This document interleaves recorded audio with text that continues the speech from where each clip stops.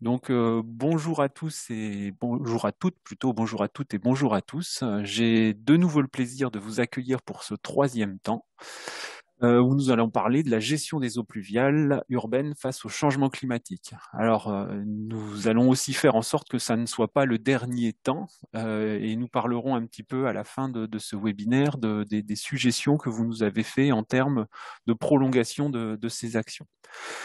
Donc ce troisième webinaire, hein, comme les premiers, est réalisé principalement à destination des acteurs locaux des départements des Landes, des Pyrénées-Atlantiques et des Hautes-Pyrénées.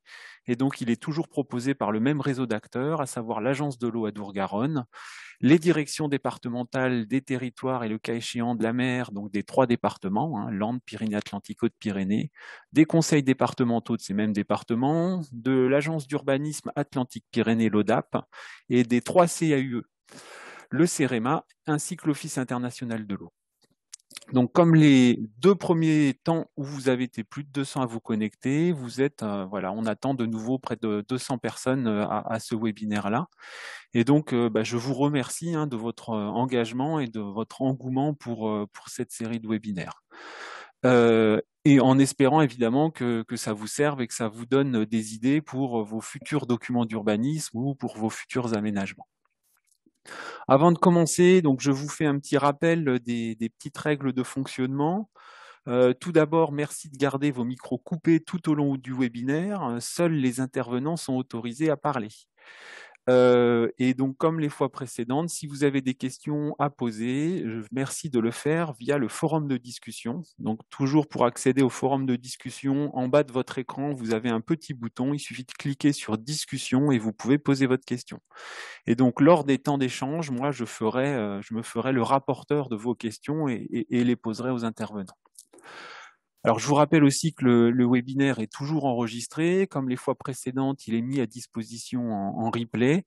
Donc, si vous ne souhaitez pas apparaître à l'écran, il faut maintenir votre caméra éteinte. Voilà, après ces premières petites recommandations, je vous propose d'attaquer tout simplement. Et donc, je vais partager mon écran. Hop, voilà.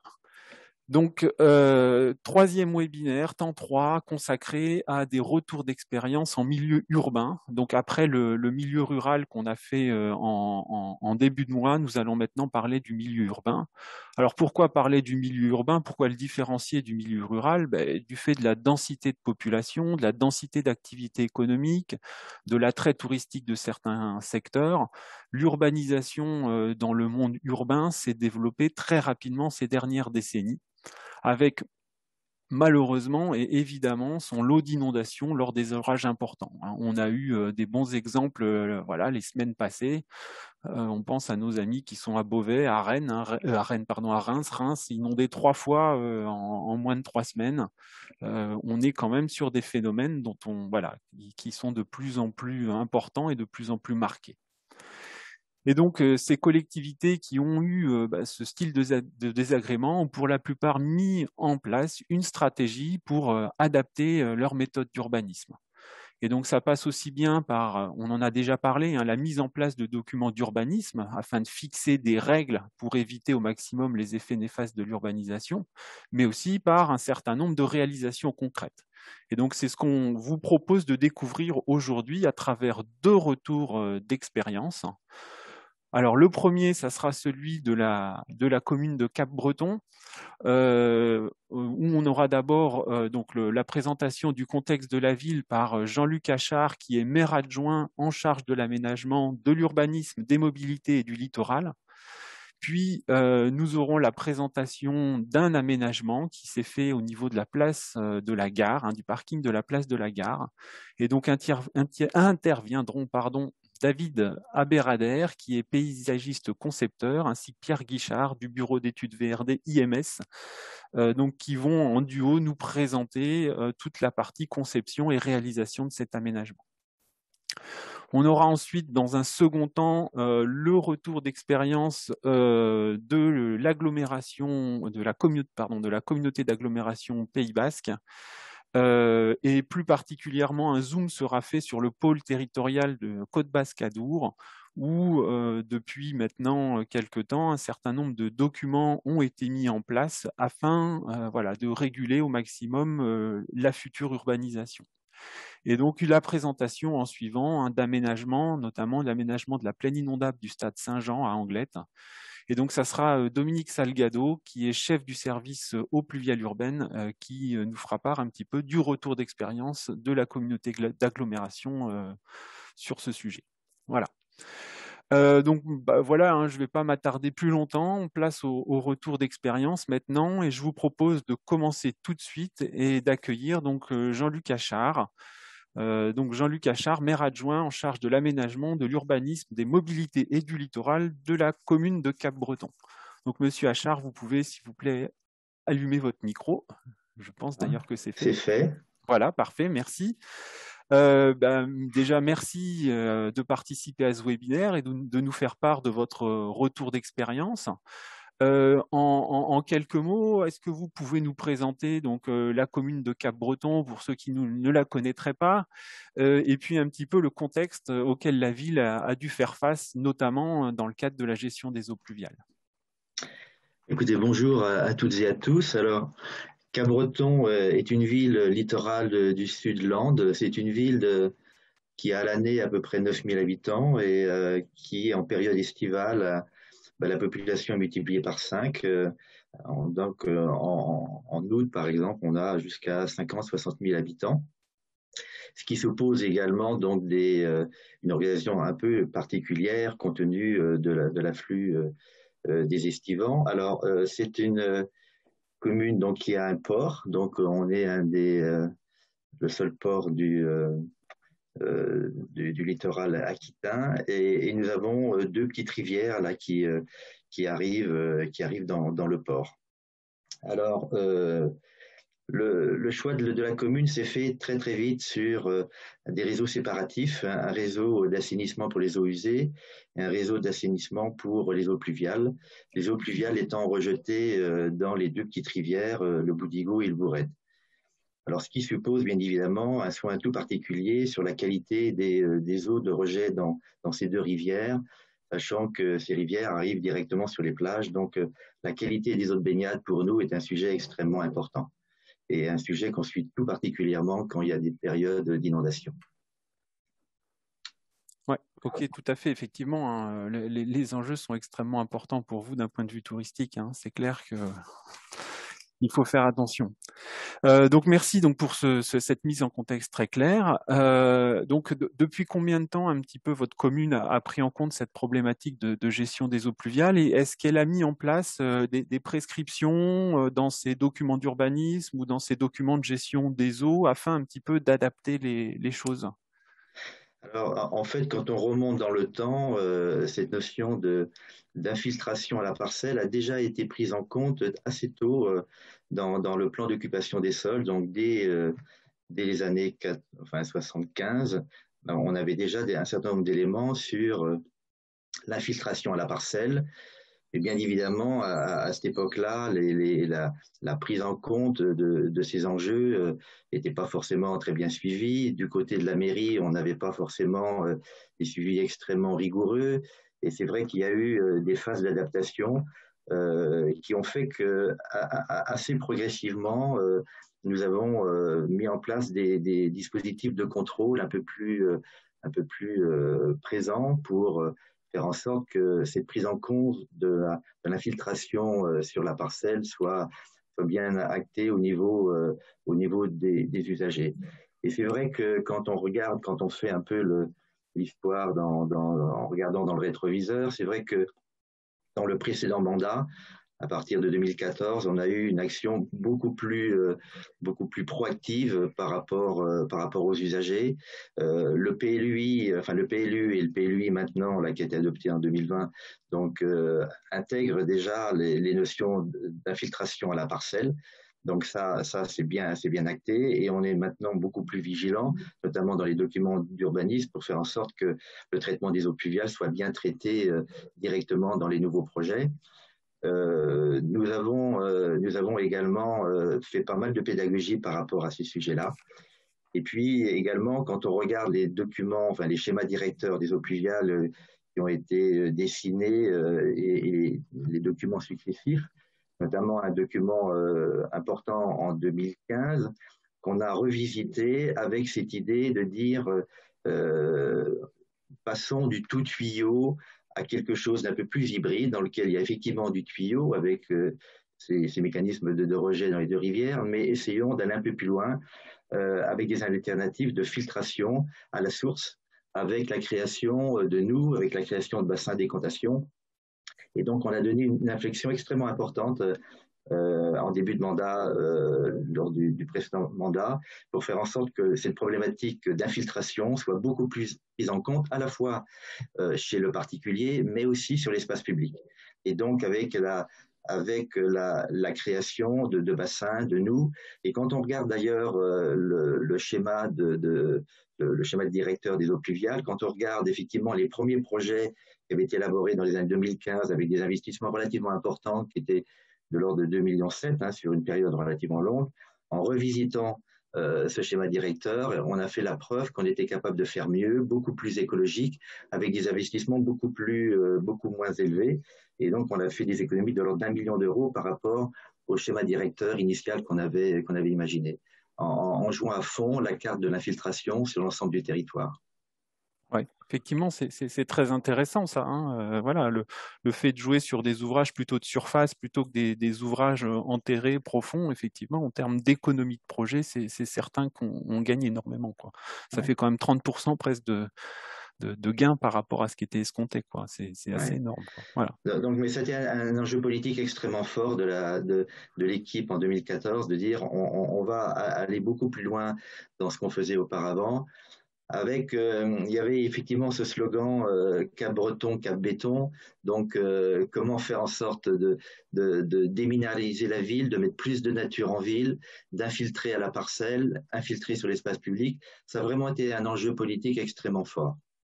Ok, très bien. Ouais, bah c'est effectivement Cap-Breton, Cap-Béton, c'est Ouais. effectivement motivant pour changer les pratiques, quoi.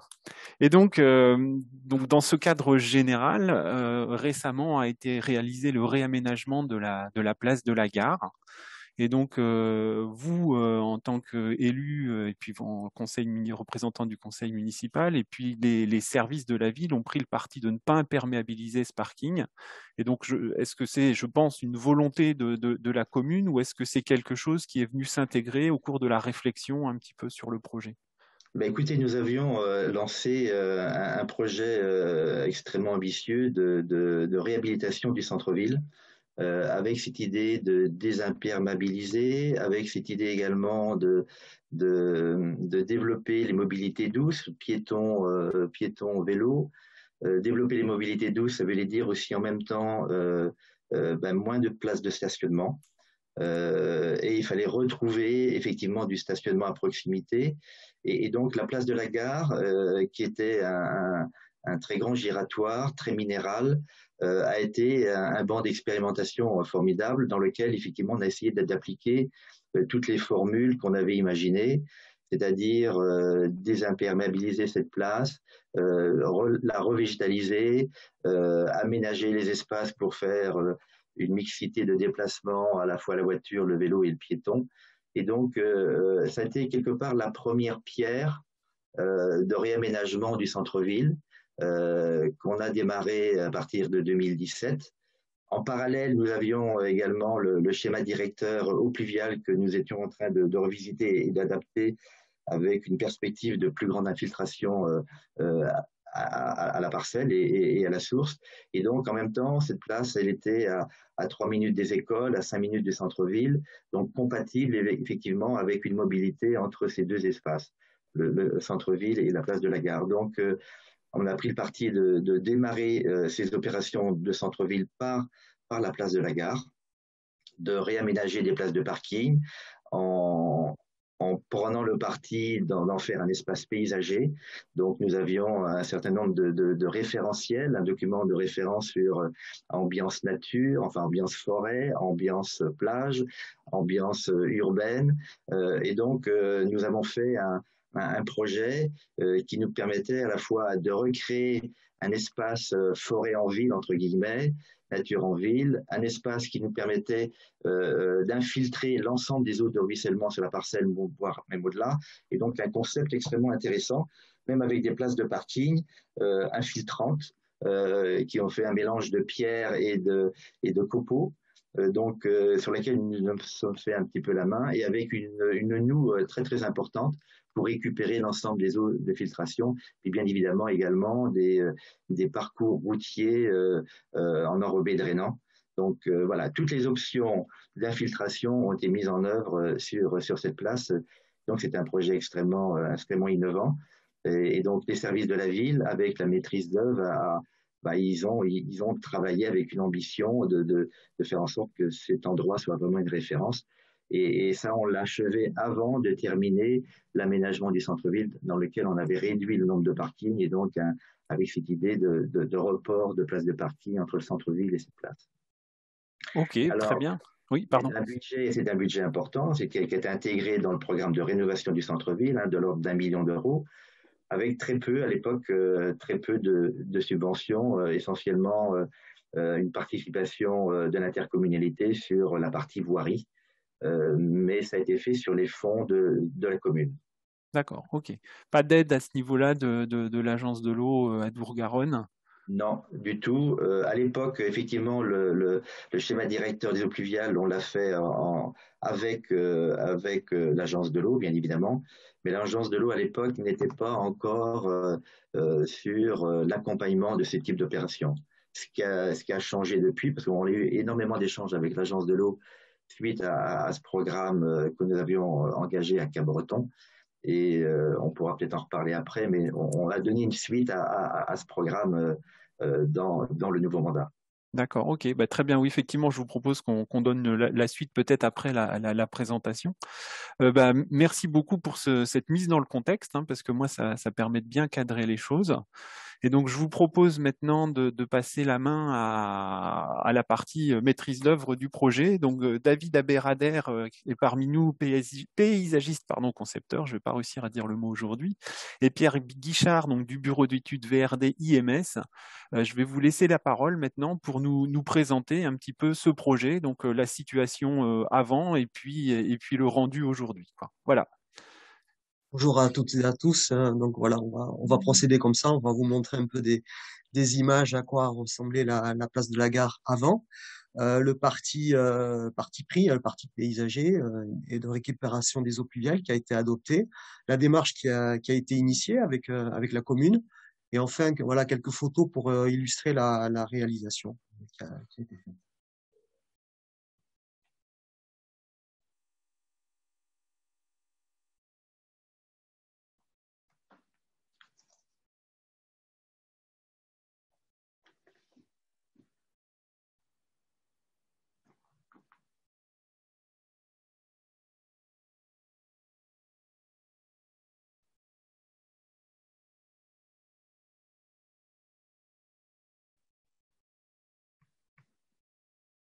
Est-ce que vous voyez là? Ouais, est-ce que tu peux passer en plein écran? Attendez.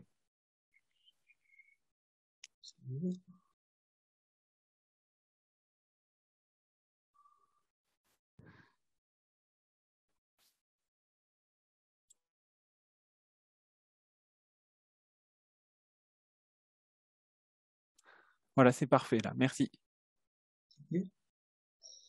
Euh,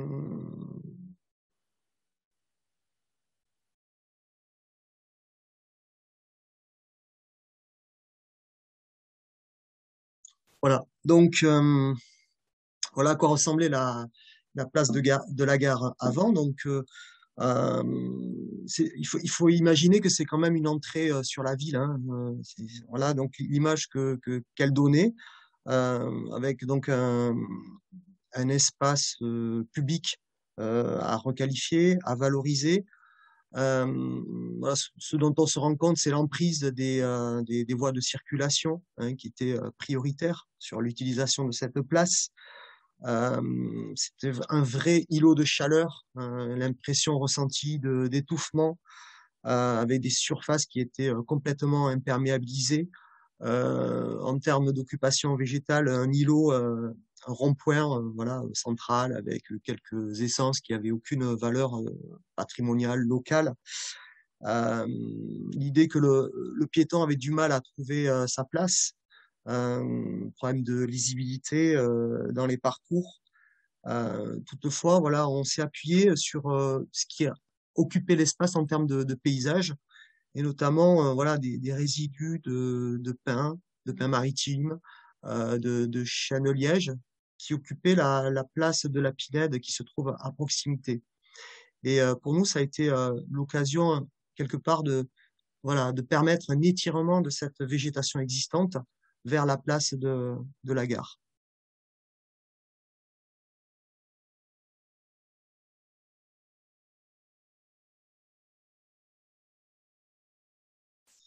Donc voici la comparaison des plans avant et après. Donc il faut imaginer la place de la pépinière avec des arbres existants. Et l'idée, c'était voilà, de provoquer un peu cette continuité paysagère, de sorte à créer une porte végétale, une porte d'entrée végétale sur la ville, donc dans le prolongement de la pinède existante, avec une noue centrale voilà, pour à la fois optimiser la récupération et la rétention des eaux de surface, mais aussi que cette noue, elle accompagne la perspective de part et d'autre des voies de circulation et qu'elle sert de fil conducteur à l'entrée sur la place.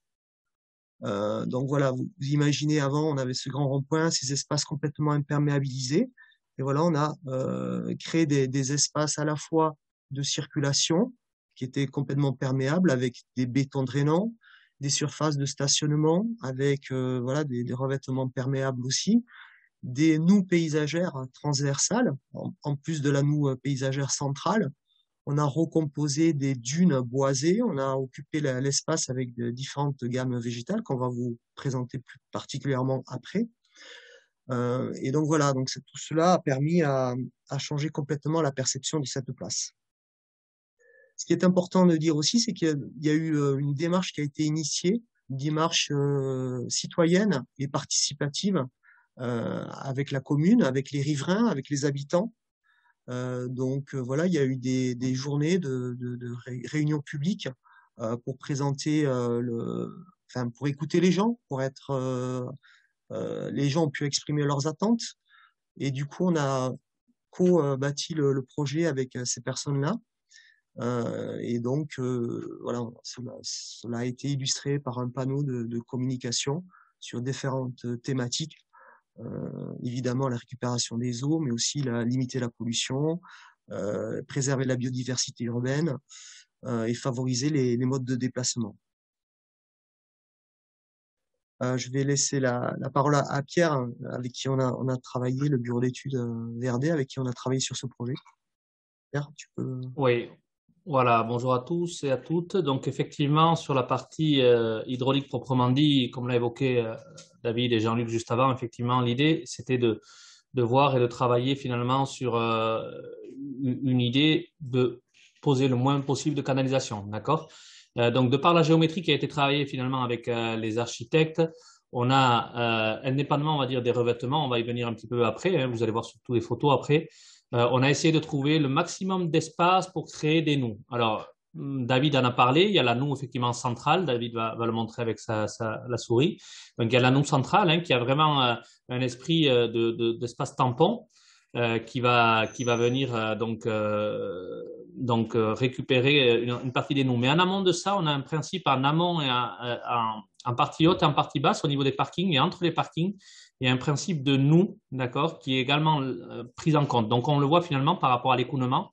On a en fond de parking, effectivement, alors l'écoulement des eaux se fait jusqu'au fond de parking. On a un drain qui vient donc en fond de parking et qui vient récupérer les eaux. à travers effectivement donc une grille qui est renvoyée finalement dans les nœuds, on va dire, à l'arrière des parkings, en partie haute et en partie basse, le même principe. Okay, et donc à partir de ce moment-là, on a effectivement un principe qui est pris en compte avec une première effectivement rétention qui est faite à ce niveau-là, et en partie basse à chaque fois, on va dire, de ces nœuds secondaires, on a une surverse, un principe de surverse qui est pris en compte pour pouvoir envoyer les eaux sur la noue principale, qui est en partie centrale. Okay, et ensuite, effectivement, on a créé, après cette noue centrale, donc une prise en compte, j'allais dire, globale des pluies trentonales qui avaient été calculées par le Bureau d'études hydrauliques, on a un dernier ouvrage qui est pris en compte, qui est plus un ouvrage de régulation à travers des systèmes alvéolaires et qui vient avec un régulateur de débit et un décanteur ensuite sur le réseau communal. Voilà ce qui est pris en compte sur cette partie d'aménagement. On est évidemment, effectivement, et on a pris en compte effectivement les essais de perméabilité qui ont été pris en compte. Alors effectivement, sur Cabreton, on est quand même sur des zones assez sableuses, donc en termes de perméabilité, ça fonctionne assez bien. C'est pour ça surtout qu'on a imaginé les revêtements que l'on voit ici, c'est-à-dire sur les chaussées à l'intérieur, on va dire, des parkings, des bétons drainants. Alors les bétons drainants, on voit ce que c'est, hein, c'est-à-dire c'est ces bétons qui ont une capacité effectivement d'absorption totale et qui vient percoler effectivement de manière optimale hein, sur les strates inférieures. Et effectivement, derrière aussi, on va le voir sur les images, on a travaillé sur des aiguilles de pin. Alors les aiguilles de pin, on y a travaillé dans un premier temps, l'idée c'était de travailler sur des écorces de pin, mais on s'est rendu compte qu'à l'utilisation, on avait des soucis puisque les écorces de pin se dégradaient assez rapidement, ça créait de la mélasse, de la bouillasse et on avait des petits soucis voilà, au niveau du parking et des remontées des gens qui disaient que ce n'était pas quand même adapté. Donc, en discussion avec la mairie de Cabreton, on a cherché une solution et effectivement, la mairie de Cabreton nous a dit qu'ils avaient un surplus effectivement à l'automne d'aiguilles de pin.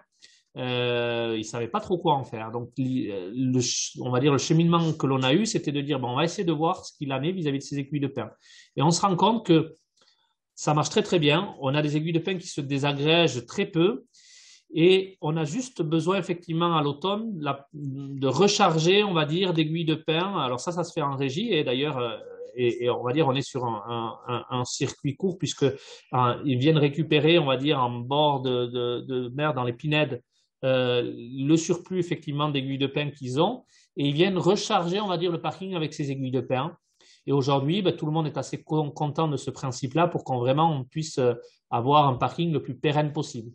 Donc, effectivement, l'association, on va dire, de la géométrie d'aménagement, associée évidemment à une recherche, on va dire, en termes de revêtement, fait qu'aujourd'hui, on a un fonctionnement hydraulique qui va très, très bien. On a, depuis maintenant, ça fait 2 ou 3 ans que cet aménagement est fait, 3 ans, je crois. On a eu évidemment des épisodes pluvieux assez importants et ça s'est toujours bien comporté. On n'a eu aucun problème vis-à-vis de cet aménagement et c'est vrai que c'est plutôt devenu un exemple en termes d'hydraulique. Au niveau de la gamme arborée qui a été utilisée sur site, donc l'idée c'était vraiment évidemment de tenir compte de la végétation existante. Donc on est parti sur la gamme arborée à caractère patrimonial et local avec principalement des pins maritimes, des pins parasols, mais aussi des chênes verts, des chênes lièges, quelques arbousiers. On a planté quand même des sujets qui étaient de 30 à 35 cm de circonférence à la plantation. Donc, c'était des sujets quand même qui ressemblaient à des arbres au moment de la plantation. L'idée, c'est qu'il n'y ait pas un trop grand décalage entre les images qu'on avait présentées au cours des différentes réunions publiques.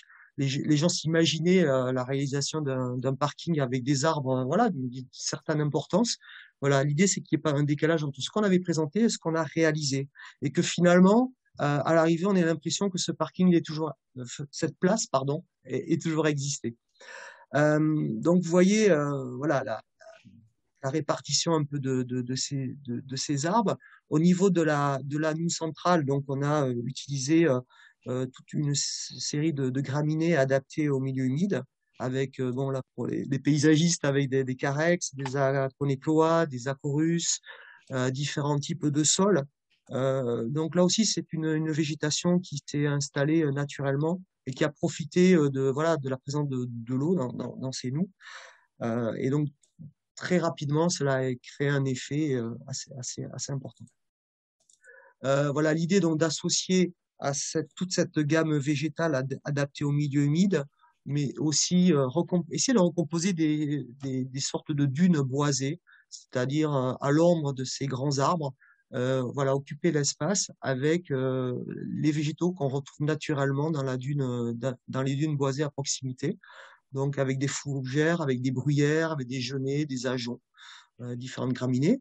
Et puis voilà, on s'est autorisé ponctuellement à proximité des places de stationnement l'utilisation voilà, d'essences un peu plus botaniques, je dirais, avec voilà, des graminées ornementales, avec des sols qui sont assez décoratifs. Et puis voilà, associer quelques essences de manière à apporter une certaine qualité dans la floraison, rythmer les saisons, voilà, faire de cet espace un lieu aussi attractif toute l'année. Donc voilà un peu l'illustration de ce à quoi ça ressemblait assez rapidement, hein, au bout d'un an, hein, après la plantation. Donc voilà l'idée de certains équilibres entre les espaces qu'on va utiliser, les espaces de circuler, les espaces de stationnement, mais aussi les cheminements piétons, et qu'on se retrouve quelque part dans un environnement paysager, quelque part qu'on laisse la voiture et qu'ensuite on redécouvre les entrées sur la ville par d'autres biais, les déplacements doux. Voilà, Pierre, donc l'image de la noue centrale. Voilà, tout à fait. Ça, c'est la noue centrale. On voit effectivement qu'il y a eu donc toute une partie, on va dire, en partie basse, effectivement, une partie avec des plantes vis-à-vis des infiltrations et vis-à-vis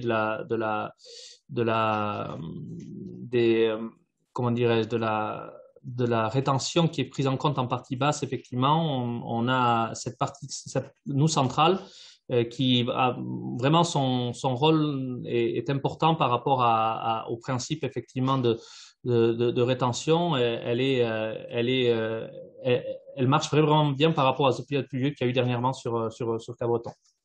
Donc voilà l'image, l'une des premières images quand on arrive sur la place de la gare, donc avec cette présence végétale.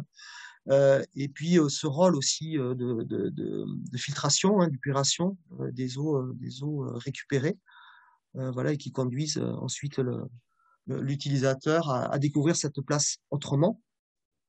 Voilà, donc par le biais de l'occupation végétale, on intègre au mieux la vue sur les voitures. Et puis l'idée aussi de mettre en valeur donc tous les cheminements doux, des cheminements qui sont sécurisés. Ça aussi, ça a été quelque chose qui a été quand même assez apprécié par les utilisateurs. C'est-à-dire qu'avant, on avait un espace où le piéton avait du mal à trouver sa place, avait du mal à trouver des repères. Et là, maintenant, ces cheminements piétons traversants contribuent à l'amélioration de la lisibilité des parcours et à avoir un aménagement intégré et sécurisé. Voilà donc un peu l'image de ce à quoi ressemble la place de la gare maintenant. Je vous remercie.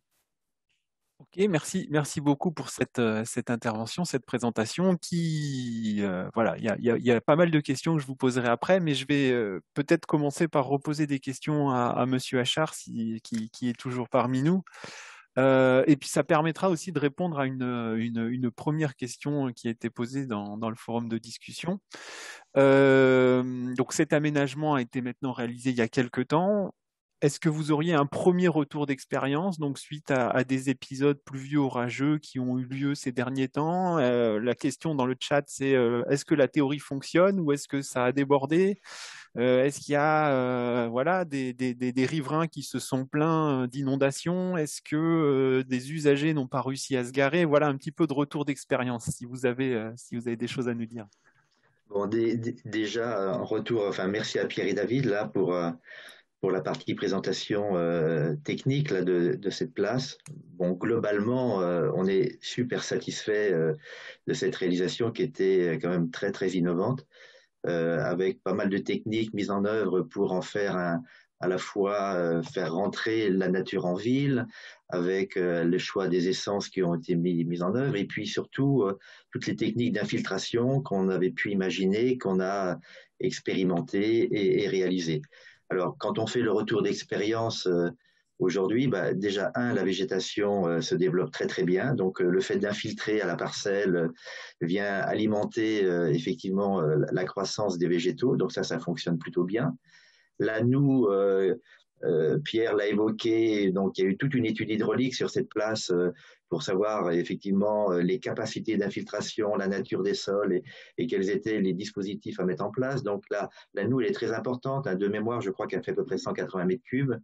Donc avec une capacité d'accueil extrêmement importante. Et même dans les épisodes d'orage les plus importants, là qu'on a pu même connaître encore cet hiver, il n'y a jamais eu aucun problème de débordement. La noue a très très bien fonctionné. Et j'avais envie d'ajouter que peut-être qu'on aurait peut-être pu aller même plus loin, drainer d'autres éléments périphériques à cette place qu'on n'a pas fait dans le schéma hydraulique retenu, parce que le système de filtration fonctionne très bien. Et le fait d'avoir également mis du béton drainant, d'avoir mis des parkings drainants, tout ça fait que le système d'infiltration fonctionne très très bien. Alors, le seul bémol qu'on peut avoir, c'est effectivement le choix qui avait été fait au départ de mettre des copeaux, des gros copeaux, des écorces de pin qui avaient tendance à pourrir, ça faisait un peu une mélasse. Donc, on a fait cette mutation là vers les aiguilles de pin. Les aiguilles de pin donc fonctionnent très bien aujourd'hui. Et on a été quand même amené à proximité des commerces à mettre des dalles en béton, en alvéolaire avec du gravier, de manière à avoir une surface un peu plus propre. Et ça, on l'a fait avant de faire la mutation avec les aiguilles de pin. Et donc, on a une petite combinaison là, juste à proximité des commerçants. Mais sinon, le reste fonctionne bien. En termes d'entretien, c'est très léger. On passe à peu près 2 fois par an avec les aiguilles de pin qui se maintiennent bien dans le temps. Et la ressource, elle est naturelle et on le fait en régie, comme l'a évoqué Pierre. Donc, pour nous, le bilan est très positif. Le sujet peut-être le plus délicat, c'est la mobilité telle qu'on l'avait imaginée, parce qu'effectivement, on est à peu près à 3-4 minutes du centre-ville. On a retiré du stationnement en centre-ville, on l'a déporté en entrée de ville, là, sur la place du parking. Et il y a encore une petite phase d'adaptation peut-être pour faire en sorte que les habitants, ceux qui viennent à Cabreton, posent leur voiture en entrée de ville et puis ensuite marchent pour aller vers le centre-ville. Donc ça, je pense qu'il y a encore une petite période d'adaptation. Mais ça fonctionne très bien aujourd'hui. Et franchement, on a une entrée de ville qui est très paysagère, avec l'esprit qu'on imaginait. D'accord, oui, mais de toute façon, le meilleur retour d'expérience qu'on puisse avoir, c'est que personne ne se plaigne. Il faut être clair, voilà, sans aller plus loin dans la partie d'études hydrauliques, quoi. Donc, en termes d'entretien, vous nous avez dit que c'était la commune qui réalisait.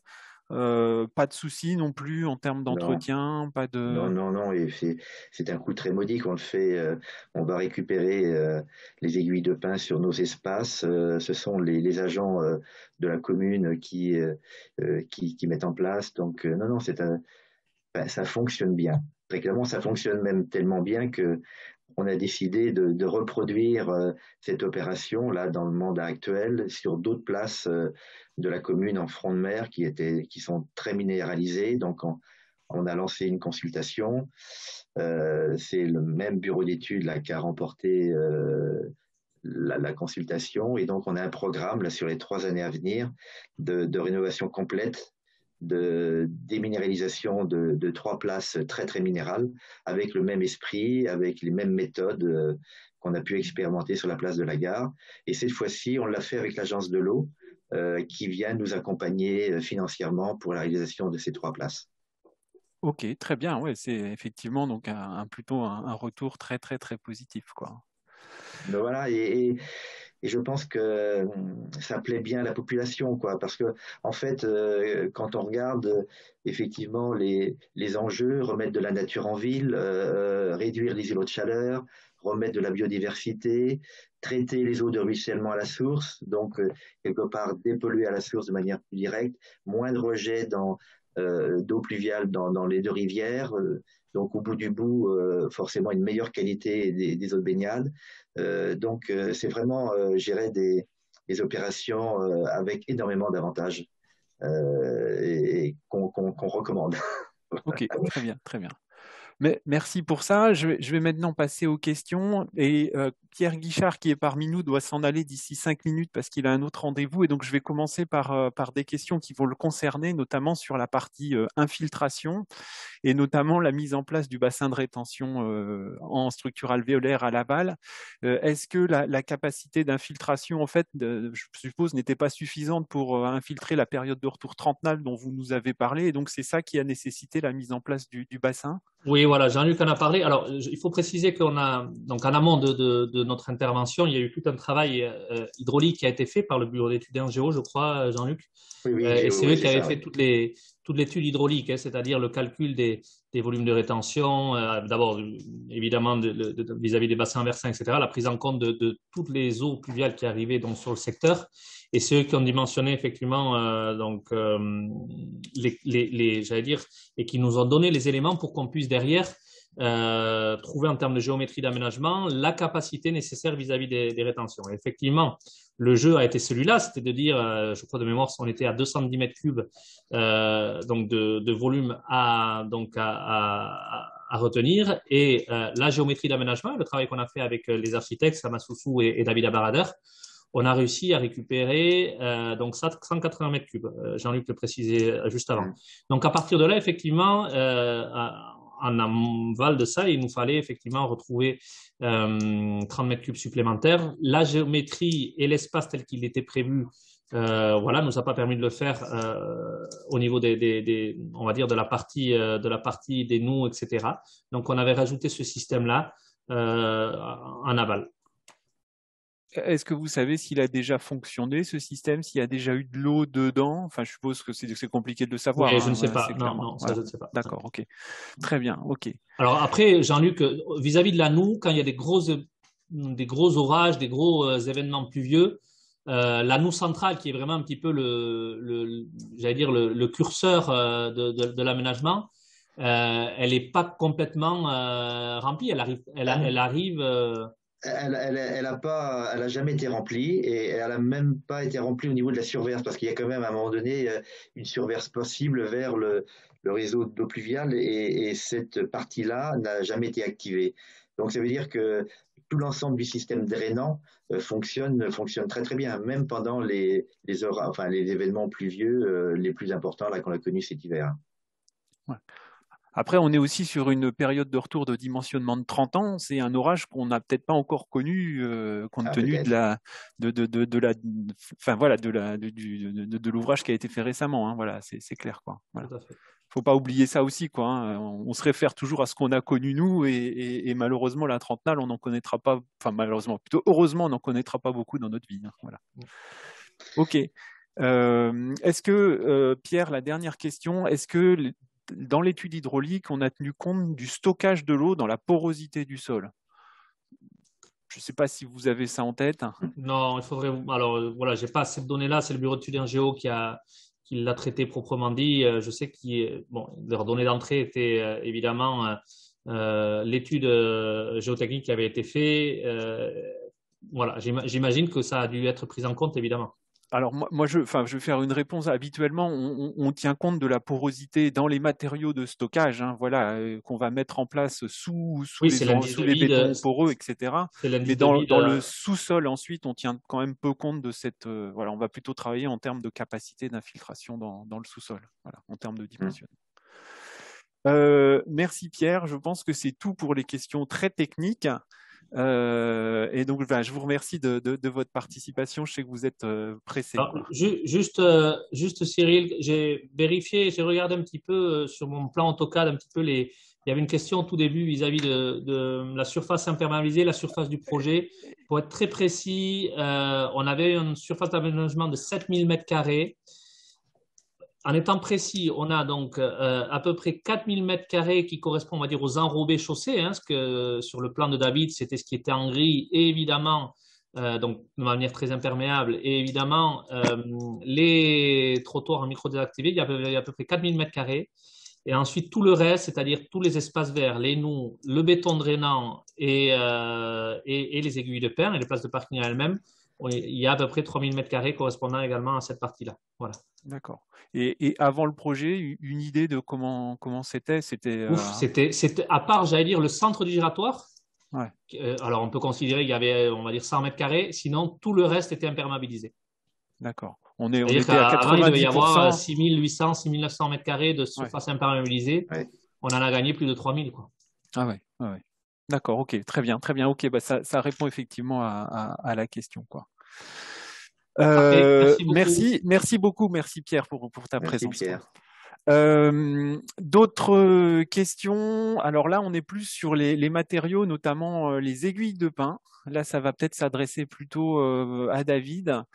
Quelle épaisseur d'aiguille de pin? Est-ce que les aiguilles de pin n'acidifient pas les sols pour la pousse des végétaux en suivant? Et puis, est-ce qu'il a fallu tasser ces aiguilles de pin? Voilà les questions que j'ai recensées sur les aiguilles de pin.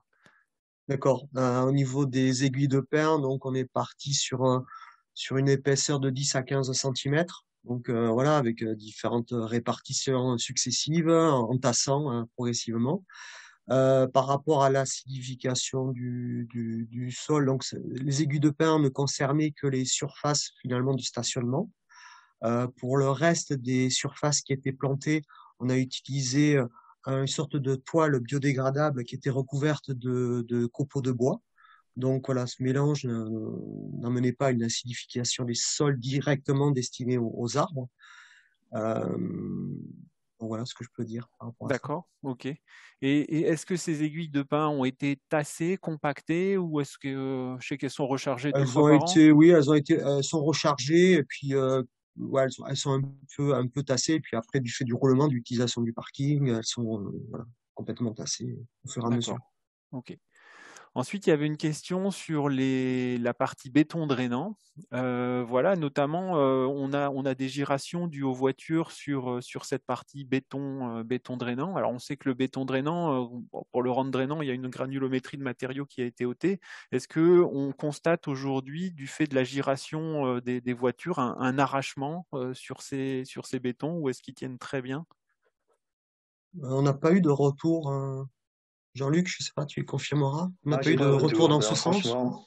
franchement, j'ai aucun retour là-dessus à Non. date. Bon, c'est relativement récent, hein, parce que ça date de 2018, donc il y a 3 ans. Donc à date, écoutez, j'ai pas de retour particulier là. D'accord. On est sur des bétons, hein, on n'est pas sur des enrobés non plus. Alors Non, Non, on sait j'ai que utilisé le terme d'enrobé, mais c'est bien un béton, béton voilà, drainant. voilà. c'est un béton drainant, oui. Voilà, tout à fait. Les enrobés drainants, on sait effectivement que dans les parties giratoires, les ronds-points, etc., ça ne tient pas très bien.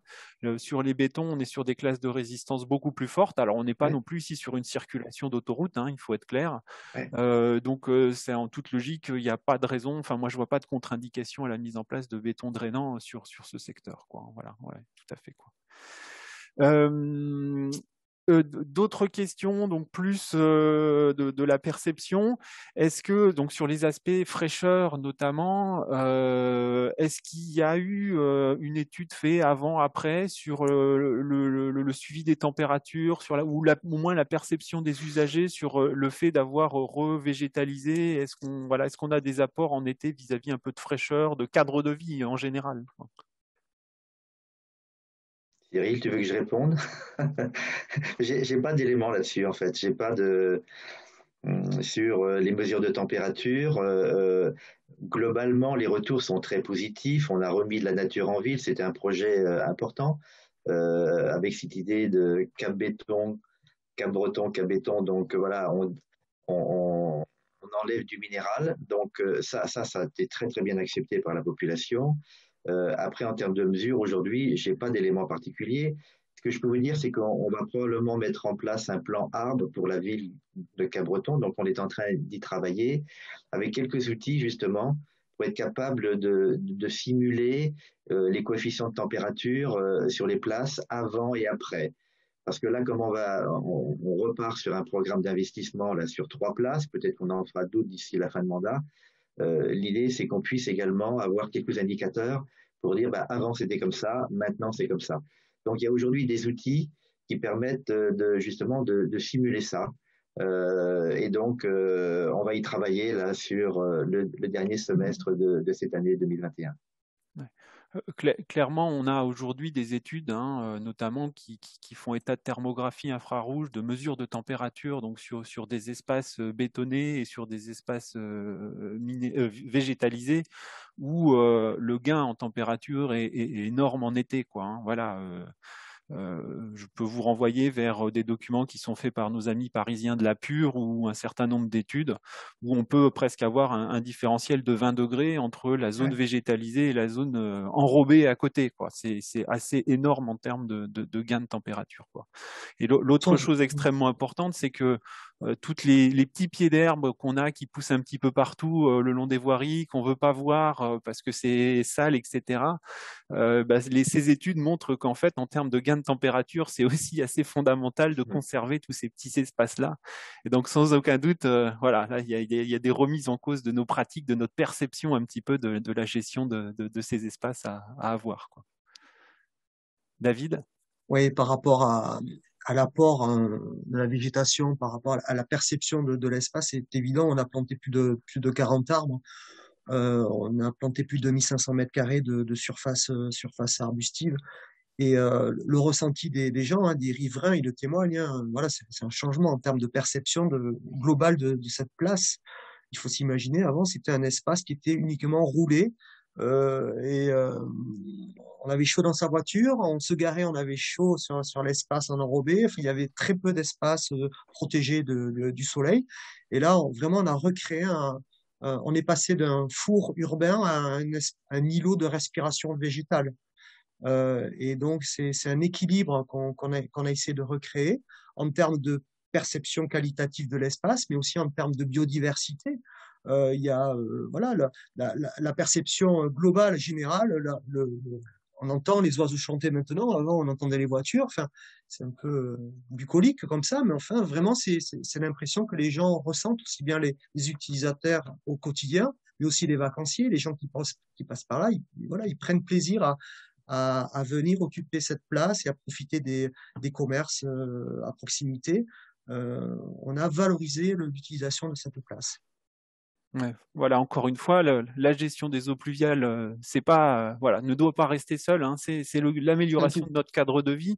Et dans le cadre de l'amélioration de notre cadre de vie, on doit effectivement améliorer la gestion des eaux pluviales. Il faut vraiment que notre urbanisation prenne en compte ça, quoi. C'est très, très intéressant, quoi. D'autres questions? Donc, il y a eu, est-ce que vous pourriez donner plus d'informations sur les consultations qui ont été faites au niveau des riverains? Voilà, il y a une question sur dans quelle mesure la mairie a tenu compte des souhaits de la population? Alors moi, j'ai pas trop d'éléments là-dessus parce que j'étais pas encore en poste. Hein. Pierre et David l'ont évoqué parce qu'ils ont participé concrètement à ces phases de consultation. Bien évidemment, c'était embarqué dans la maîtrise d'œuvre, hein, cette partie-là. Peut-être que David, tu peux en dire 2 mots, mais je sais qu'il y a eu une consultation extrêmement importante par rapport. Oui. Alors vraiment, à la fois dans le discours, mais aussi de manière très très pratique. C'est-à-dire qu'on s'est retrouvé sur site, sur la place. Il y a des invitations qui ont été lancées aux riverains, mais aussi aux habitants de Cabreton, de manière à se retrouver sur cette place de la gare, de manière à ce que les gens puissent exprimer leur ressenti. C'est-à-dire, on a fait une sorte de petite balade autour du rond-point, je dirais. Et ensuite, on s'est retrouvé sous un petit chapiteau et les gens vraiment ont pu exprimer leur ressenti, ce qu'ils trouvaient bien, ce qu'ils trouvaient un peu moins bien. Et de suite, c'était ce qui est ressorti, c'est ce désir, cette volonté d'avoir un peu plus de végétation, qu'on respire sur cet espace-là, voilà, qu'on puisse se promener avec ses enfants de manière un peu plus sécurisée. Donc, il y a eu une expression par un retour écrit de ces différents témoignages. On s'est revu ensuite où on a tenu compte de ces demandes particulières, de ces attentes. On a essayé de traduire ça par le biais de plans, on a fait des images, on a essayé d'expliquer un peu à quoi ressemblerait l'occupation végétale. On a emmené des échantillons représentant les troncs au moment de la plantation. Enfin voilà, de manière à se projeter le plus possible.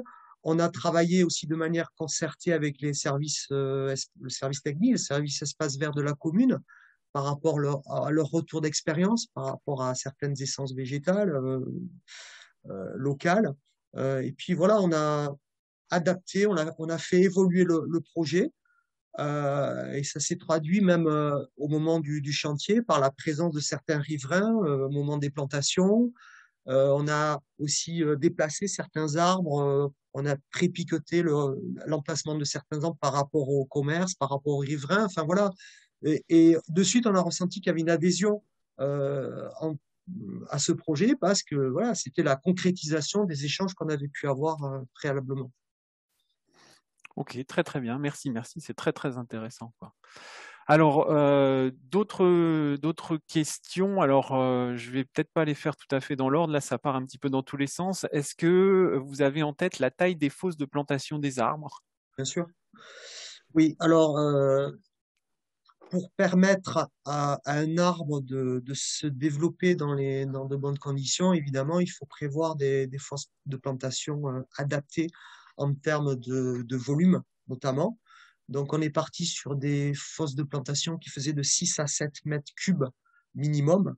Voilà, donc évidemment, idéalement, il faudrait prévoir maintenant des fosses qui fassent 8-10 mètres cubes, mais on a tenu compte en fait de la proximité de certains cheminements, de certains réseaux, de certains revêtements, voilà, on a aussi prévu des limitateurs de racines pour certains arbres qui étaient situés à proximité des voies de circulation.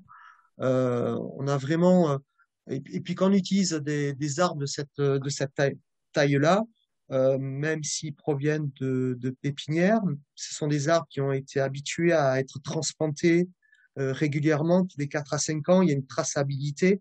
On a vérifié ça au niveau des pépinières de manière à pouvoir utiliser des arbres qui étaient habitués au fait d'être transplantés, à être réutilisés régulièrement dans des lieux différents. Ça, c'est important. Ce ne sont pas des arbres qu'on a pris dans un espace boisé. On n'a pas coupé les racines pour pouvoir les transplanter. Vraiment, ce sont des arbres qui ont été conditionnés en pépinière de manière à ce qu'on ait des garanties de reprise. Ensuite, il y a une garantie qui lie l'entreprise qui a réalisé les travaux à cette reprise. Voilà, pendant 2 années, il y a eu un suivi d'entretien et progressivement, il y a une sorte de plan de gestion qui a été transmis au service de la ville de manière à ce que voilà, il y ait un suivi qui se fasse. Mais on a eu peut-être à remplacer 2 arbres. C'était 2 arbousiers. Mais sinon, globalement, évidemment, il faut planter à la bonne saison. Malheureusement, les périodes de plantation, notamment pour les arbres, ont tendance à raccourcir. Donc, on optimise les plantations maintenant entre mi-novembre et fin février, quoi. Ça a tendance à raccourcir. Donc, quand on est dans ces critères-là, si on assure un minimum de suivi en termes d'arrosage, on suit ça régulièrement. Voilà, normalement, il n'y a pas de mauvaise surprise. D'accord.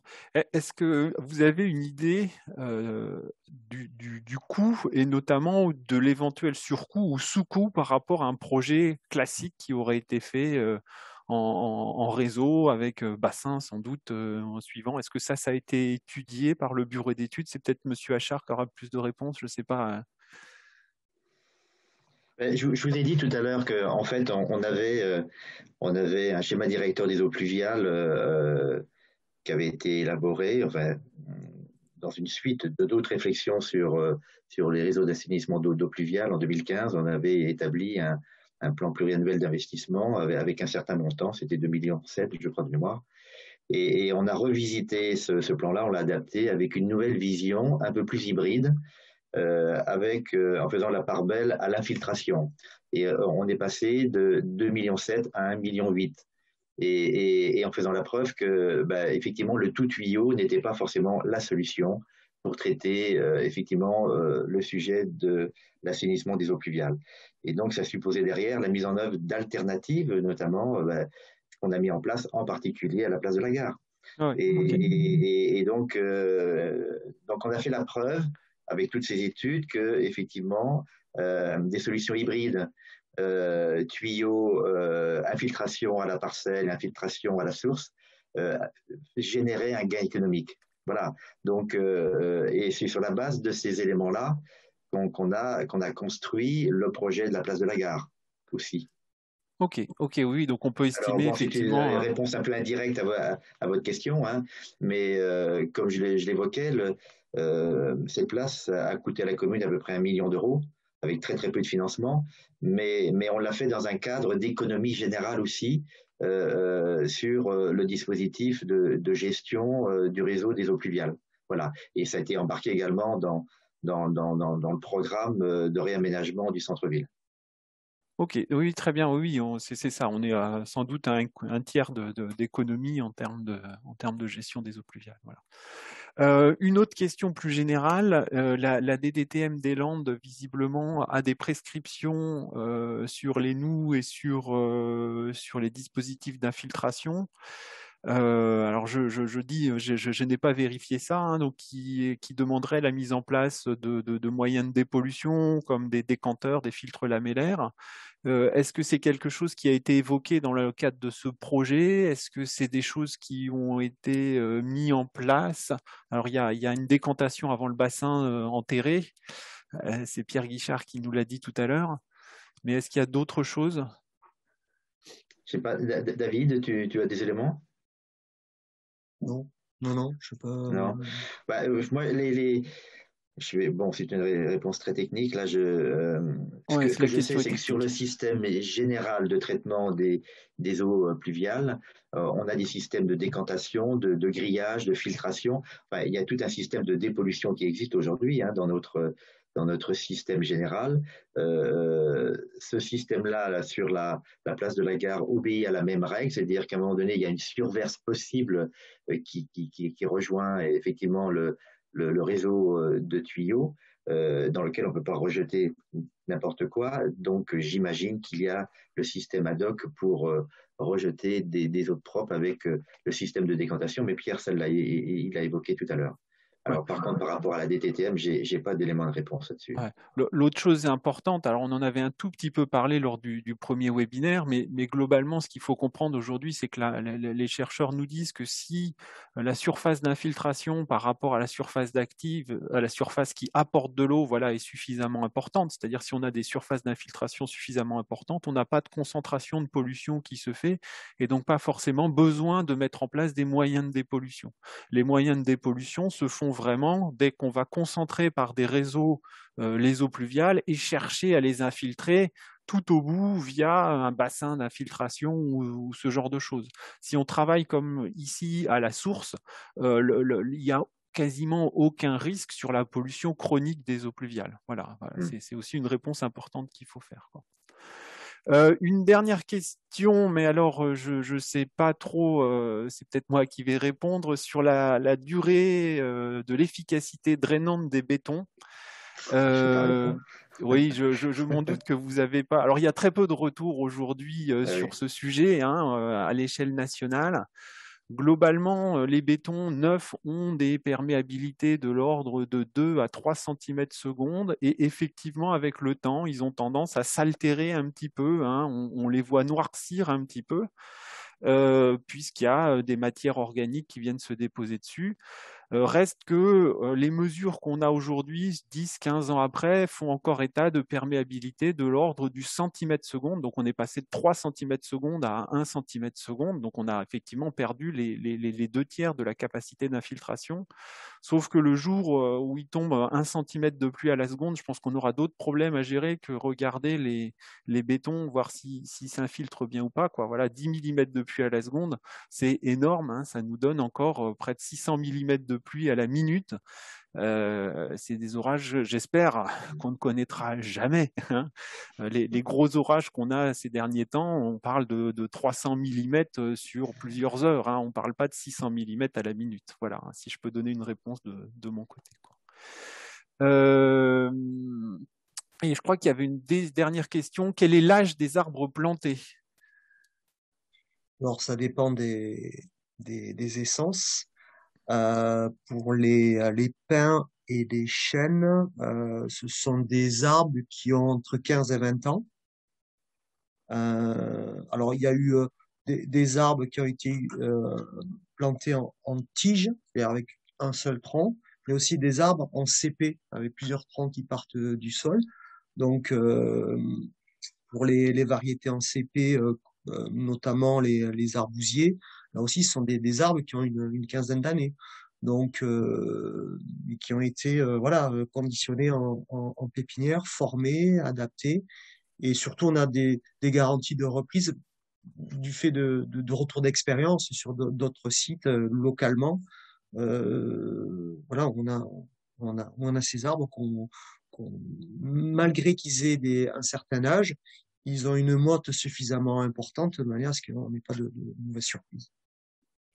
Ok, merci. Je pense que je suis arrivé au bout des questions. Donc, on a largement dépassé le temps imparti parce qu'il y a eu beaucoup de questions, mais c'est preuve que votre projet est intéressant et suscite pas mal de réflexions, quoi.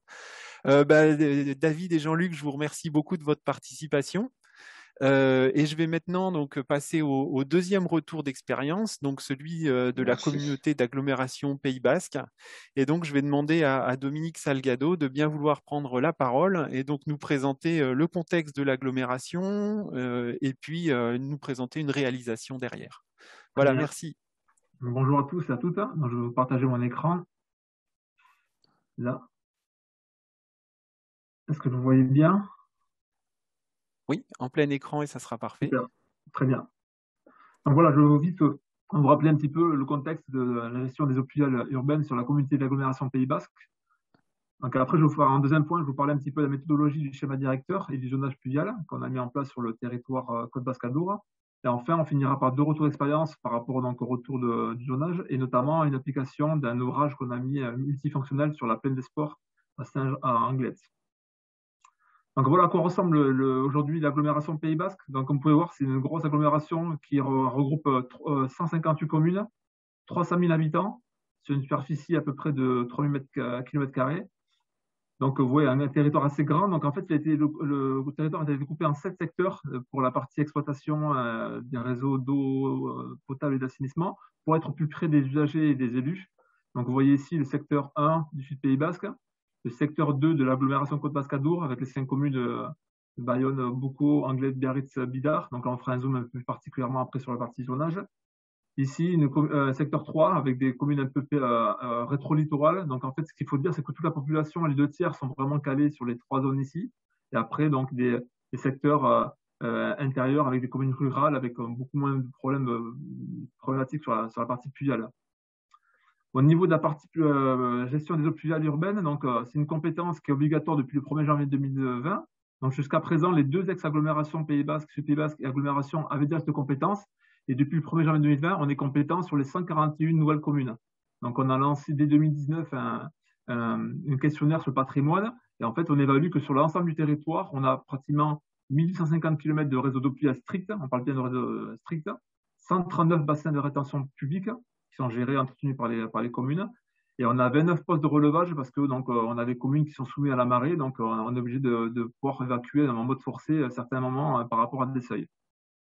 Et donc aujourd'hui, ce qui est en cours aujourd'hui, c'est le travail de la CLECT. Donc dès qu'il y a un transfert de compétences ou une prise de compétences obligatoire, on doit passer par la commission locale d'évaluation des charges transférées pour calculer le coût de revient et d'entretien de ce réseau. Donc c'est quelque chose qu'on aurait dû faire en 2020, sauf que compte tenu du contexte sanitaire et des élections, on n'a pas pu le faire. Donc là aujourd'hui, on est en plein travail et donc on devrait arriver à valider un rapport d'un CLECT à partir de septembre 2021. Donc, en deuxièmement, je vais faire un petit retour sur la partie schéma directeur et zonage du pôle Côte Basque-Adour. Donc, on revoit bien, on est sur la commune de Boucau, Bayonne, Anglet, Biarritz et Bidart. Donc, à elles seules, les 5 communes, elles représentent 130 000 habitants, une superficie de 82 km², 1000 km de réseau d'assainissement, donc 500 km de réseau pluviaux. Donc, voilà, on a quand même des communes qui sont majoritairement, notamment Biarritz, des communes qui ont un réseau unitaire très, très dense, 33 bassins de relevage de pluvial public et 21 postes de relevage. La pluviométrie, donc sur la côte Basque-Adour et sur l'ensemble du Pays Basque, comme vous le voyez bien, donc on est sur une région qui est très verte, donc on est une région qui est arrosée de manière un petit peu constante sur toute l'année, donc on est sur 1440 mm par an. Là, dernièrement, les dernières relevées, on est plutôt sur 1700-1800 en 2018-2019. Donc on a l'influence océanique. Et comme je vous dis tout à l'heure aussi, donc on a nos réseaux, certains histoires qui sont soumis à la marée. Donc ça, c'est important pour la prise en compte de la partie inondation. Donc dans nos calculs hydrauliques, on a dû aussi simuler la concomitance de la pluie et avec les marées lorsque le collecteur était soumis.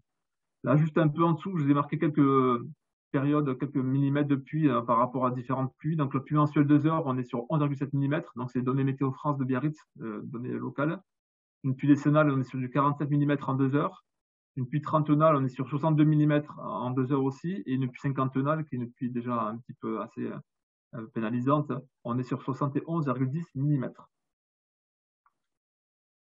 Donc, toujours au niveau de la pluviométrie, on constate, comme tout le monde, je pense, et on en parle souvent dans la presse et dans les médias, donc on a vraiment les climats qui se modifient, on reconnaît, on a de plus en plus d'auteurs de pluie. Donc là, comme vous pouvez voir, sur les 20 dernières, entre 1980 et 2009, on a une augmentation de 20% des auteurs de pluie, et notamment, c'est quand même centré depuis 1999 à 2019, on a vraiment reçu 16% d'augmentation. Donc voilà, on considère qu'on a vraiment des phénomènes qui s'accroît et des pluies de plus en plus intenses.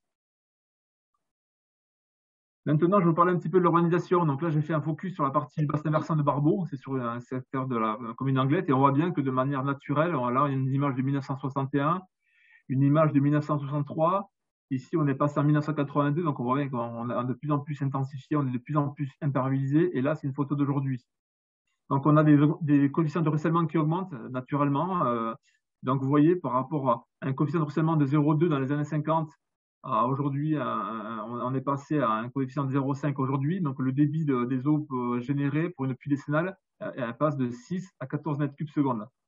Sachant que nos réseaux structurants qui sont sous le domaine public, ils ont été dimensionnés à l'époque avec l'instruction technique de 1977 sur une pluie, donc avec la BAC et la région 2, qui sont aujourd'hui déjà insuffisamment dimensionnés pour déjà pouvoir transiter à minima une pluie décennale. Donc là, les inondations, quelques photos un peu importantes, des inondations qu'on a pu subir sur le territoire à Bayonne. Donc c'était en 2019, le 19 septembre, donc vous voyez bien qu'on avait des hauteurs de pluie qui étaient supérieures à 1 mètre, enfin, des points bas qui avaient plus d'1 mètre d'eau en fait. Et là aussi, comme tout à l'heure parlait M. Cyril, on est sur une pluie de 250 mm, et là c'est sur 24 heures, mais c'est une pluie de retour supérieure à la bicentenale. Donc vous voyez, c'est vraiment quelque chose de vraiment extraordinaire, mais par contre ça a été un élément déclencheur pour pouvoir lancer un schéma directeur d'eau pluviale, pour pouvoir apporter des aménagements pour éviter d'avoir des phénomènes comme ça, sachant qu'on est bien d'accord, au niveau du schéma directeur d'eau pluviale, on n'est pas censé traiter des pluies exceptionnelles. On va se limiter aux pluies un peu de retour classique, 10 ans ou 30 ans, donc on y reviendra un peu plus tard.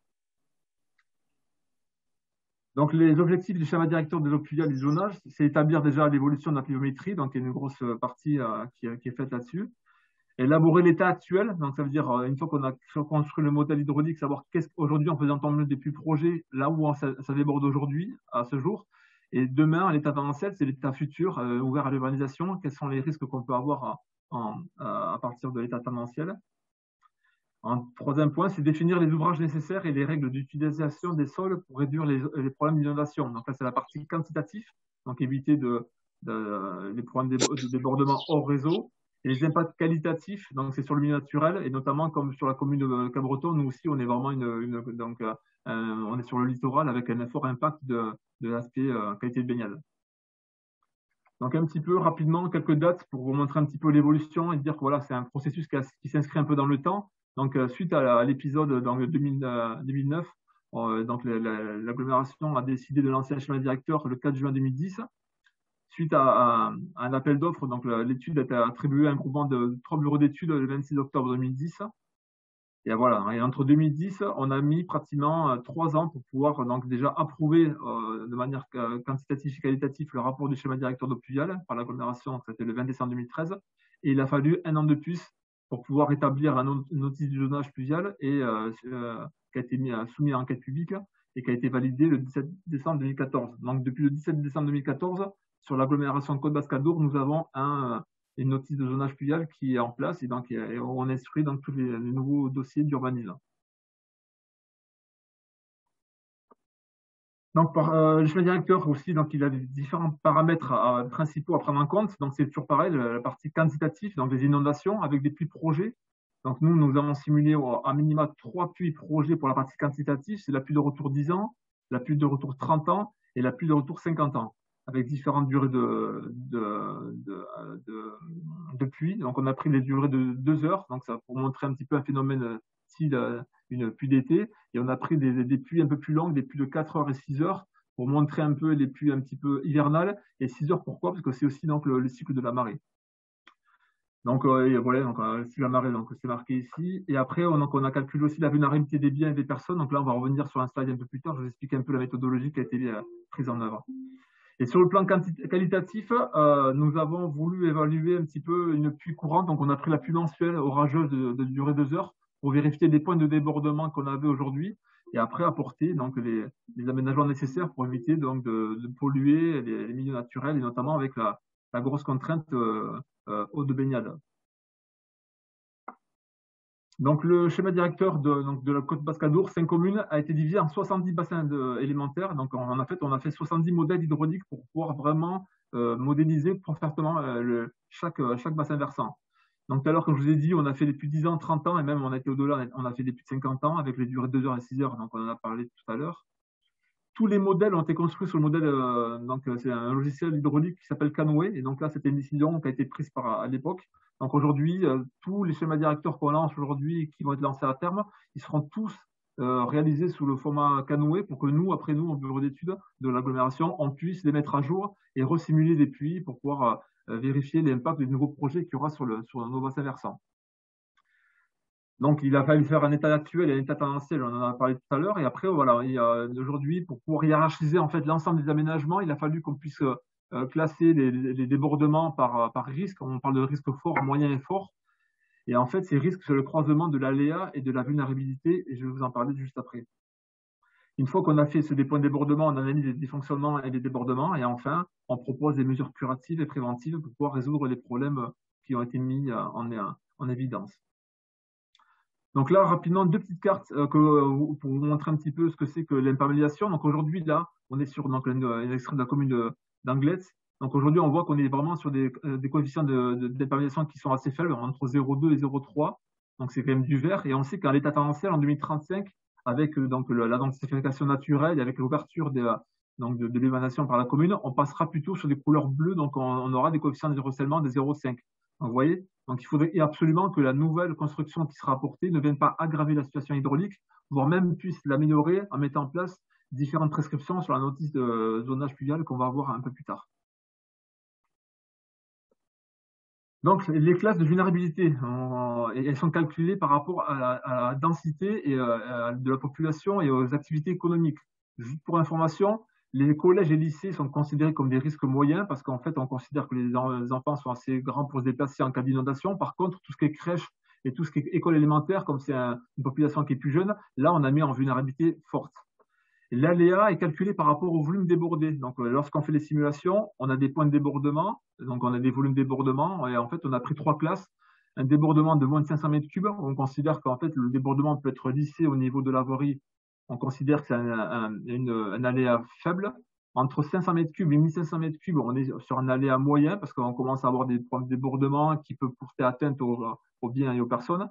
Et après, au-delà de 1500 mètres cubes, on est vraiment sur des aléas forts et c'est là où on commencera déjà à apporter des solutions techniques pour apporter une solution. Donc, le risque est bien calculé par un croisement de 2 variables, donc aléa et vulnérabilité, et donc on a un risque faible, moyen et fort. Donc, risque faible, juste ici, je ne sais pas si vous voyez bien, mais on a différentes couleurs. Donc là, les points jaunes se montrent un volume débordé pour un risque moyen. Ici, on a des points de débordement rouges. Donc, c'est des points de débordement pour une pluie décennale 2 heures. Donc, on les a classés en rouge parce que c'est des volumes débordés importants ou peut-être qu'il y a aussi des biens et des personnes qui sont sensibles. Et pour la pluie trentenale, ce qui est normal, c'est des pluies un peu plus longues. On voit que les points de débordement qu'on connaît ici à la décennale, on les retrouve un peu plus importantes avec des gros volumes de débordement. Et il y a des nouveaux points qui se créent ici. Donc là, c'est un bassin versant qu'on a montré sur Blampignon. Donc là, voilà, ça aujourd'hui, c'est l'état actuel. Aujourd'hui, qu'est-ce qui déborde? Et tout à l'heure, je vous montrerai les deux mêmes diapos avec l'état tendanciel si on met en place les ouvrages pour éviter les débordements. Donc le zonage pluvial, qu'est-ce qu'il propose? Dans un premier temps, il propose des mesures curatives. Suite au diagnostic et au débordement qu'on a vu sur l'ensemble du territoire, il faut qu'on propose un programme d'action pour pouvoir résoudre les problèmes d'inondation. Donc là, sur le Blanc-Pignon, tout à l'heure, vous avez montré le même endroit, il a été proposé de faire des renforcements de collecteurs parce qu'on sait que les collecteurs pour des puits trentenaires, ils étaient insuffisants, donc on a dû le renforcer ponctuellement. Et aussi, on a pu augmenter aussi les capacités de pompage de certains postes relevage pluvial qui étaient existants. Donc on les a augmentés. Là, par exemple, on est passé sur 1,1 mètre cube seconde. Et dans ce poste ici en contrebas, on a dû passer à 2,5 mètres cube seconde. Donc là, voilà. Ce qu'il faudrait, c'est qu'aujourd'hui, lorsqu'on fait un schéma directeur, ce qu'on veut pas, c'est avoir un catalogue vraiment de prescriptions où on n'a que du renforcement, que de l'augmentation. D'abord, on préfère demander aussi qu'on puisse optimiser les ouvrages existants. Parce que vous avez vu tout à l'heure, on a quand même des bassins publics aujourd'hui qui sont existants. Souvent, il n'y a pas de régulation. Donc déjà, c'est commencer par pouvoir apporter une régulation un peu plus fine sur nos ouvrages existants. Et après, on est obligé de passer par des systèmes de travaux. Donc, juste pour information, à l'échelle des bassins versants donc de l'agglomération Côte-Basque-Adour, on est sur un programme de travaux de 33 millions d'euros hors taxes, uniquement liés pour le risque fort. Donc là, c'est des travaux estimés sans maîtrise d'œuvre, sans études et sans acquisition foncière lorsqu'on a besoin de construire un bassin de rétention. Ces aménagements, pour tous les trois risques, risque fort, risque moyen et risque faible, pour information, il est à 70 millions d'euros, donc on double. Mais aujourd'hui, l'objectif, c'est d'abord apporter une solution pour les risques forts et après passer aux moyens et enfin finaliser le PPI pour des risques faibles. Et pour la partie qualitative, on a un programme de travaux qui a été proposé à 5 millions d'euros. Donc le programme de travaux, il était essentiellement sur des mises en séparatif lorsqu'on avait un exutoire pluvial à proximité où on pouvait sortir donc faire un séparatif eau usée stricte et eau pluviale stricte. Notamment des endroits où on devait aussi passer par des bassins de tampons d'eau unitaire parce qu'on débordait pour la pluie mensuelle. Et après, on essaie de prôner, de privilégier auprès des communes lorsqu'ils font un aménagement urbain, de faire un peu de la désimperméabilisation. Ce qu'on a vu tout à l'heure ici, comme c'était un très bon exemple sur Cabreton, lorsqu'on fait un parking, essayer de mettre aussi l'eau en premier en valeur en ciel ouvert. Et ça permet aussi d'apporter des îlots de fraîcheur. Donc, tout ça, on a proposé toutes ces informations-là sur la partie zonage pluvial. Donc voilà, on vous remontre un peu les deux bassins versants de Blanc-Pignon. Donc vous voyez, donc là c'est le résultat après travaux. Donc lorsqu'on aura fait l'ensemble des travaux projetés, vous voyez qu'on a les points de débordement. Pardon, je reviens dessus. Les points de débordement rouges qu'on avait un risque fort ont disparu. Il nous reste un petit point de débordement ici en vert, mais c'est un risque faible, donc c'est bon, on n'y fera rien de particulier. Par contre, pour la pluie trentonale, on voit que tous les points de débordement risque fort ont été réalisés, sauf ponctuellement ici, mais là, ce débordement n'a pas d'impact sur la partie des biens et des personnes. Donc, on voit bien que lorsqu'on aura mis l'ensemble des programmes de travaux de ce bassin versant, on arrivera à résoudre l'ensemble des problèmes qu'on a vus, au moins pour les risques, pour une pluie décennale et voire une pluie trentonale 2 heures. Donc, tout à l'heure, on a parlé de zonage pluvial sur la partie mesures curatives. Il y a aussi des mesures préventives. Les mesures préventives, c'est limiter le coefficient d'imperméabilisation. Donc, sur notre notice de zonage pluvial, on a toujours dit qu'il fallait absolument que le pétitionnaire puisse mettre en place et limiter vraiment l'imperméabilisation au strict minimum. Les accès de maisons, les maisons en plus, mais après, garder vraiment du coefficient de pleine terre. Donc, c'est ce qu'on a mis en place. On a imposé pour chaque endroit des espaces de pleine terre pour pouvoir éviter de tout imperméabiliser. On privilégie la gestion des eaux pluviales donc, par des infiltrations. Malheureusement, on n'est pas dans les Landes ici, on est vraiment sur des terrains qui sont très peu favorables. Donc, c'est des sols argileux où on est plutôt sur des vitesses d'imperméabilité au-delà de 10-6, 10-7. Donc, voilà, donc, on est vraiment sur des terrains très argileux, très peu favorables à l'infiltration. L'infiltration, vraiment, elle est préconisée lorsqu'on fait des petites extensions sur des petits cabanons, sur des petits garages, où là, oui, en faisant une étude pédologique, on peut infiltrer une petite surface imperméabilisée.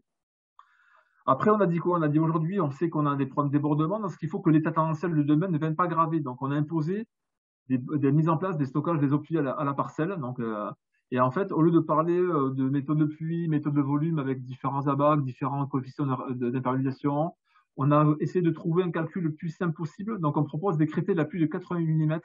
Donc, en fait, cette pluie, elle représente l'enveloppe des pluies décennales jusqu'à durer 24 heures. Donc, ça, voilà. Et en fait, et respecter un débit de flux de 3 litres seconde hectare.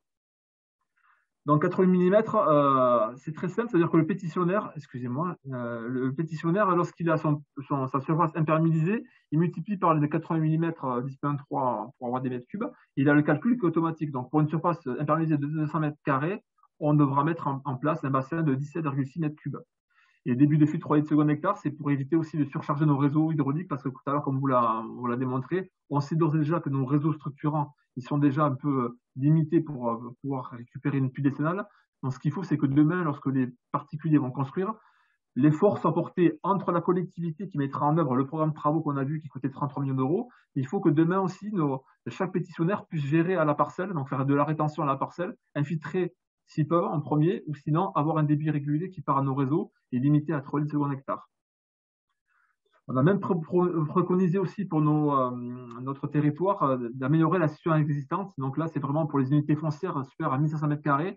Lorsqu'on dépose un nouveau permis de construire, on demande à ce qu'ils puissent compenser donc l'intervention qui était existante, notamment pour les secteurs où on a des problèmes de risque et des problèmes d'exécution insuffisants. Aussi, là, c'est des aménagements, aussi, c'est des seuils qu'on appelle ça des mesures préventives, c'est en fait des mesures de bon sens. Ce qu'il faut, c'est que tous les nouvelles constructions aient un seuil de plancher habitable qui soit situé à 20 cm au-dessus de la voirie. Ça veut dire que si demain on a une pluie exceptionnelle, il est préférable que les eaux puissent s'étaler sur la voirie au lieu de rentrer chez le particulier qui se crée en point bas par rapport à la voirie. Donc là, c'est des prescriptions de bon sens qu'on propose. Et pareil pour les habitations qui sont proches d'un cours d'eau, on demande à ce que la côte d'habitable soit située à 30 cm au-dessus de la crue cantonale ou de la côte des plus hauts connus. Donc tout ça, c'est pour éviter les problèmes d'inondation futurs. Et aussi, un point important qui a été un peu compliqué à mettre en œuvre aussi lors du zonage, c'est qu'on interdit les raccordements des trop-pleins des ouvrages au réseau. Donc dès qu'on met un bassin de rétention, on a un débit de fuite des 3 litres seconde hectare.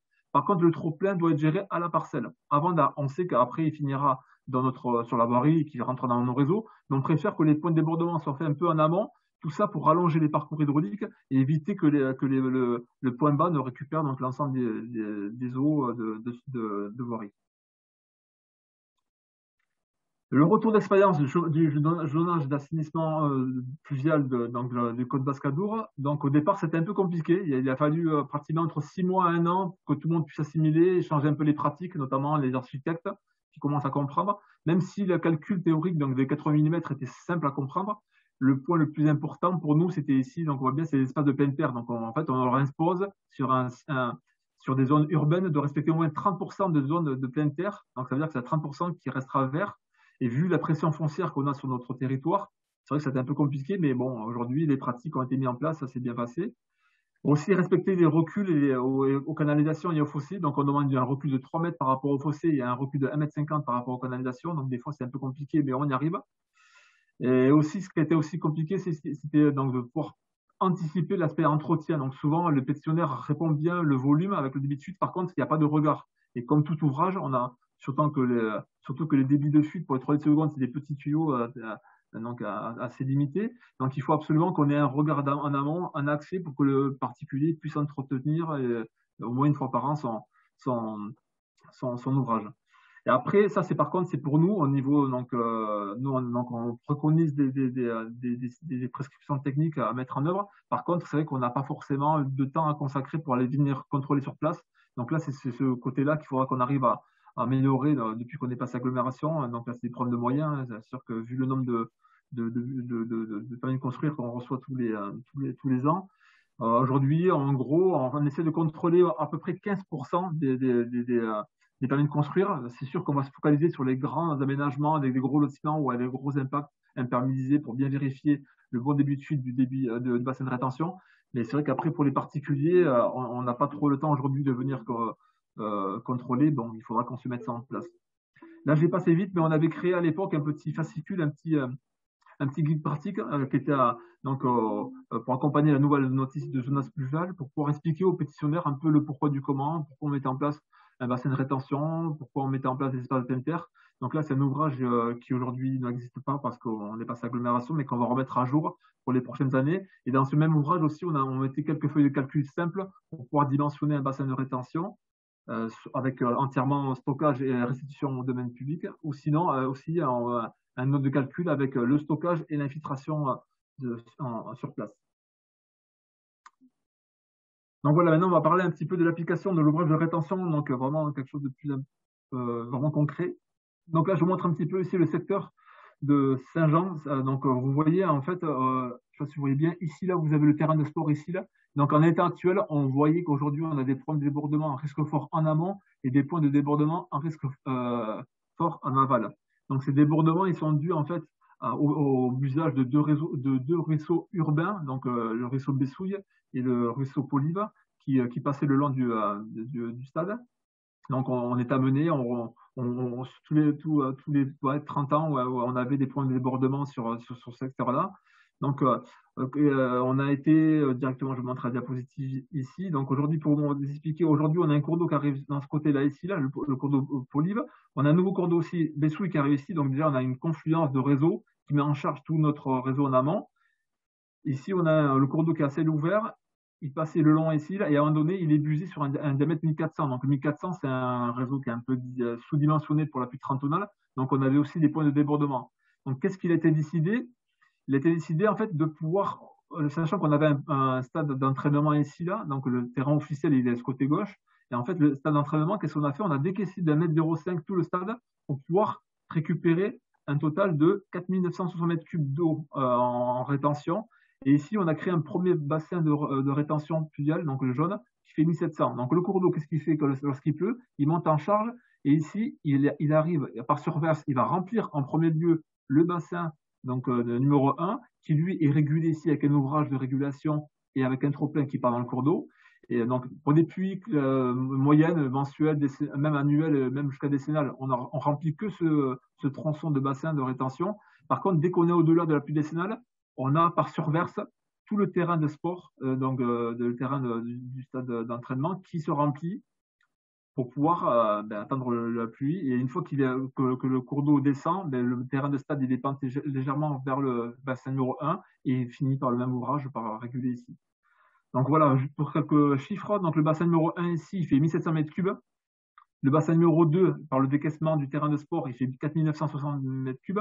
Donc au total, on a donc créé 6600 mètres cubes de rétention pour pouvoir voilà, prémunir les débordements pour la pluie de retour trentonale 2 heures. Alors que le schéma directeur, initialement, il prévoyait 6500 mètres cubes, donc on a fait même un peu au-delà parce qu'on avait de la disponibilité. Et juste pour information, le débit régulé ici, là, donc c'est un régulo à flotteur inox qui a été calculé à 37,5 litres secondes, qui est en adéquation avec le diamètre capable du cours d'eau du visage qui a un aval. Donc le montant des travaux de cette opération, ça a coûté 170 000 € hors taxe. La maîtrise d'œuvre a été réalisée par un GEO, donc c'est un bureau d'études locales, et les travaux ont duré 4 mois et ont été réalisés par l'entreprise Sobamat. Et là, d'ailleurs, je vais vous montrer quelques photos. Bon, là, on a rapidement rappelé. Bon, donc c'est un aménagement qui est pluridiffusionnel, fonctionnel. Donc il a une fonction rétention et une fonction cyclone des sports. Donc, comme on l'a expliqué tout à l'heure, le ruisseau remplit le bassin 1 jaune par une surverse, et le bassin 1, lorsqu'il est plein, il remplit le bassin numéro 2, qui est le terrain de sport, en surverse. Donc, le stade d'entraînement, voilà un peu à quoi ça ressemble. Donc, aujourd'hui, là, vous voyez, c'est le stade d'entraînement ici, là. Donc, on voit bien que par rapport au terrain naturel, on a bien décaissé des mètres 50. Ici, vous avez la canalisation du débit de fuite du bassin numéro 1 qui est en sortie là avec un clapet. Et au-delà, c'est la surverse lorsqu'on est sur des pluies exceptionnelles. Donc, en fait, le bassin, il est entièrement clôturé pour éviter que les enfants puissent y rentrer, bon, ce qui est normal. Et le terrain de sport aussi, il est entièrement clôturé. On a un concierge qui est sur place. Donc, dès qu'on voit que l'eau, naturellement, elle commence à surverser ici, elle commence à remplir le terrain, et tous les gens doivent quitter les lieux pour laisser place donc, à l'eau de débordement. Et là, quelques photos aussi. Donc là, on est dans le bassin de stockage numéro 1. Donc, on voit que le cours d'eau, en fait, je ne sais pas si vous voyez, pardon, si vous voyez un petit peu, on voit un petit peu l'écoulement fil d'eau du cours d'eau. Donc, il passe par l'ouvrage de régulation qui est ici. Là, c'est le trop-plein de l'ouvrage de régulation qui est ici, là, avec 2 grilles, tampons gris qui permettent de déborder. Et enfin, là, vous allez voir des pluies. Voilà. Aujourd'hui, donc là, c'est que le bassin numéro 1 qui se remplit. Donc, vous voyez, on est assez limité. Et lorsqu'il est plein, il vient remplir en surverse le stade. Et là, on voit que, vous voyez, on a quand même des eaux qui sont assez importantes. On est pratiquement sur 1,10 m, 1,20 m de hauteur d'eau qui remplit. Donc, quand il est rempli, c'est sûr qu'il n'est pas praticable, mais une fois qu'il est sec, au bout de 2-3 jours, on peut reprendre une utilisation normale du terrain de sport. Voilà, j'en ai fini pour ma présentation. Merci Dominique pour cette présentation bien complète. Donc effectivement, deux types de mesures qui ont été mis en place, des mesures préventives avec la limitation de l'imperméabilisation et puis du curatif avec des ouvrages qui vont être réalisés. Alors, quelques petites questions. Quel budget pour un tel zonage eau pluviale? Est-ce que vous avez en tête le budget que ça a représenté? Oui, donc pour les 5 communes, donc le schéma directeur avec le zonage inclus, on était sur un marché qui a coûté 350 000 euros 350 000 pour la euros. partie études. Et par contre, ce qui était bien, c'est qu'on était associé et accompagné par l'agence de l'eau qui finance à 50% ces études schéma directeur et zonage. Donc là, pour nous, c'est vraiment c'est très important parce que voilà, comme vous le savez tous, le budget général, c'est lui qui finance les travaux d'eau pluviale. Il n'y en a pas beaucoup de financement autre que l'agence de l'eau. Et juste pour vous dire aussi, donc là, aujourd'hui, le territoire est beaucoup plus grand. Donc, on va lancer, là, j'ai bien lancé 3 schémas directeurs en cours. Et ce qu'on veut faire, c'est comme c'est une nouvelle compétence sur les 141 communes où on n'a pas du tout de connaissance du fonctionnement, on va vouloir faire un relevé exhaustif de tout l'ensemble du réseau pluvial pour faire un bon modélisation des réseaux et des ouvrages à mettre en œuvre, et surtout aussi avoir une bonne connaissance du fonctionnement du réseau pluvial de chaque commune. D'accord. Et moi j'ai une question. Vous avez une assistance à maîtrise d'ouvrage parce que c'est gigantesque comme projet. Ben voilà, là, pour l'AGBA, donc le Copas Cadour, on avait été associé avec un ATMO qui nous avait accompagné, c'était M. Baladès. Et aujourd'hui, avec l'expérience qu'on a, ça fait le 8e schéma qu'on suit, donc on le fait en interne. On lance des marchés avec des bureaux d'études. On a une méthodologie qui est bien calée, on a notre méthodologie avec les risques qui est bien calée. Donc voilà, c'est un suivi qu'on fait en interne avec notre service au pluvial sur l'agglomération. D'accord, ok, très bien. Et donc du coup, je réponds immédiatement à une question sur le chat. Oui, ce schéma directeur a bien été lancé avant la prise de compétence de l'agglomération, hein, puisqu'il date de 2000. Le lancement c'est 2010 et que l'agglomération est arrivée bien après ça. Voilà. Une petite question aussi, est-ce que en termes de gestion des eaux, vous faites bien la distinction eau pluviale de voirie, eau pluviale de toiture dans la compétence? En fait, où avez-vous mis au niveau de la compétence de gestion des eaux pluviales urbaines la limite de compétence? Et donc, comment percevez-vous cette différence des origines et selon vous, est-elle justifiée? C'est vrai qu'aujourd'hui, on est en plein dedans avec la clé et avec la partie GPU. Donc, ce qu'on a fait, on a voulu dessiner un territoire de notre intervention GPU. Donc, aujourd'hui, notre intervention périmètre, il est calé sur tout ce qui est U et AU, donc tout ce qui est urbain ou urbanisé. Dès qu'on est en dehors du GPU, notre service GPU n'ira pas. Ce sera plutôt de la compétence de voirie ou le code civil pour les écoulements en point haut ou point bas. Par contre, dans ce même périmètre, on a fait une distinguo entre ce qui était voirie et ce qui était GPU. Donc déjà, par défaut, tout ce qui est grille d'absorption ou d'engouffrement, on peut l'appeler comme on veut, mais tout ce qui est grille à valoir qui permet d'avaler les eaux de voirie, on considère que c'est un accessoire de voirie. Donc leur entretien, leur réparation, même le branchement, est à la charge de la voirie. Donc ça, c'est un premier point.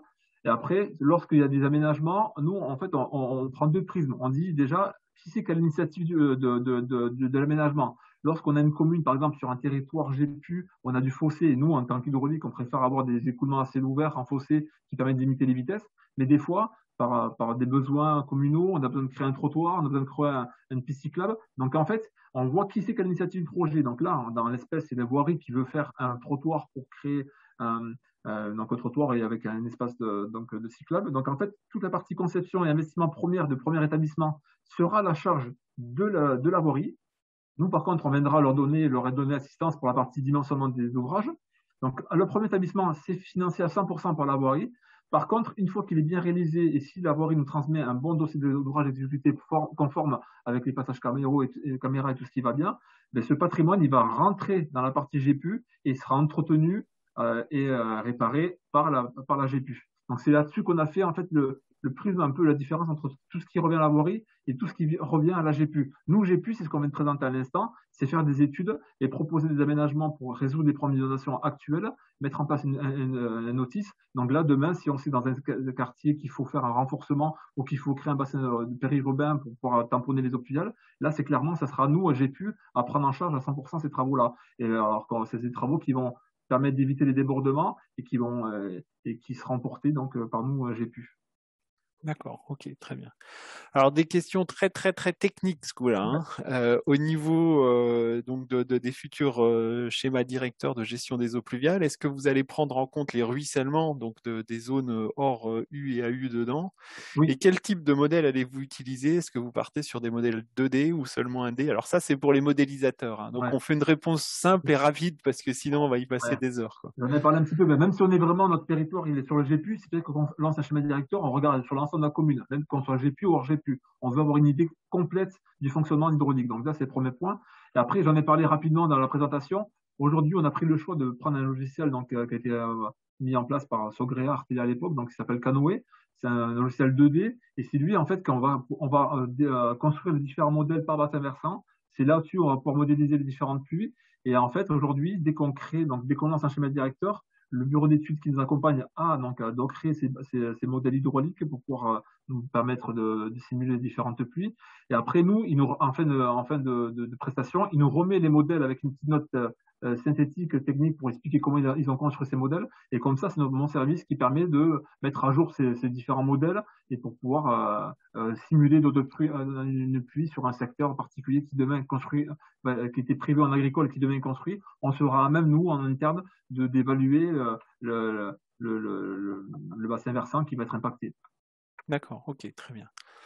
Dans les prescriptions donc du schéma directeur, on a une prescription donc de 88 mm et avec un débit maximum de sortie de 3 litres seconde hectare. Oui. 3 litres, vous avez déjà à peu près répondu, hein, 3 litres seconde hectare en gestion à la parcelle en termes de réalisme, c'est assez faible. Ouais, c'est faible, je suis d'accord. Ouais, je suis d'accord. Voilà, aujourd'hui, on a le calcul théorique, donc c'est vrai qu'aujourd'hui, sur le petit guide technique que je vous ai montré tout à l'heure, on a vraiment le guide technique qui dit que si on prend 200 mètres carrés imperméabilisés par 0,088, ça fait vraiment des tout petits débits. Donc des fois, par ajutage, on demanderait de mettre pratiquement un tuyau qui ferait 3-4 mm. Là, nous, aujourd'hui, on s'est rendu compte que la mise en œuvre, c'est compliqué, que c'est toujours des problèmes des bouchons. Donc, ce qu'on propose pour les nouveaux chemins directeurs qu'on a lancés, c'est que dès qu'on était sur un débit régulé inférieur à 0,3 litres seconde, on mettra un débit d'adjutage pas plus gros que 20 mm. Et après, au-delà de 0,3 litres seconde, là, on est sur des ouvrages qui sont vendus au commerce.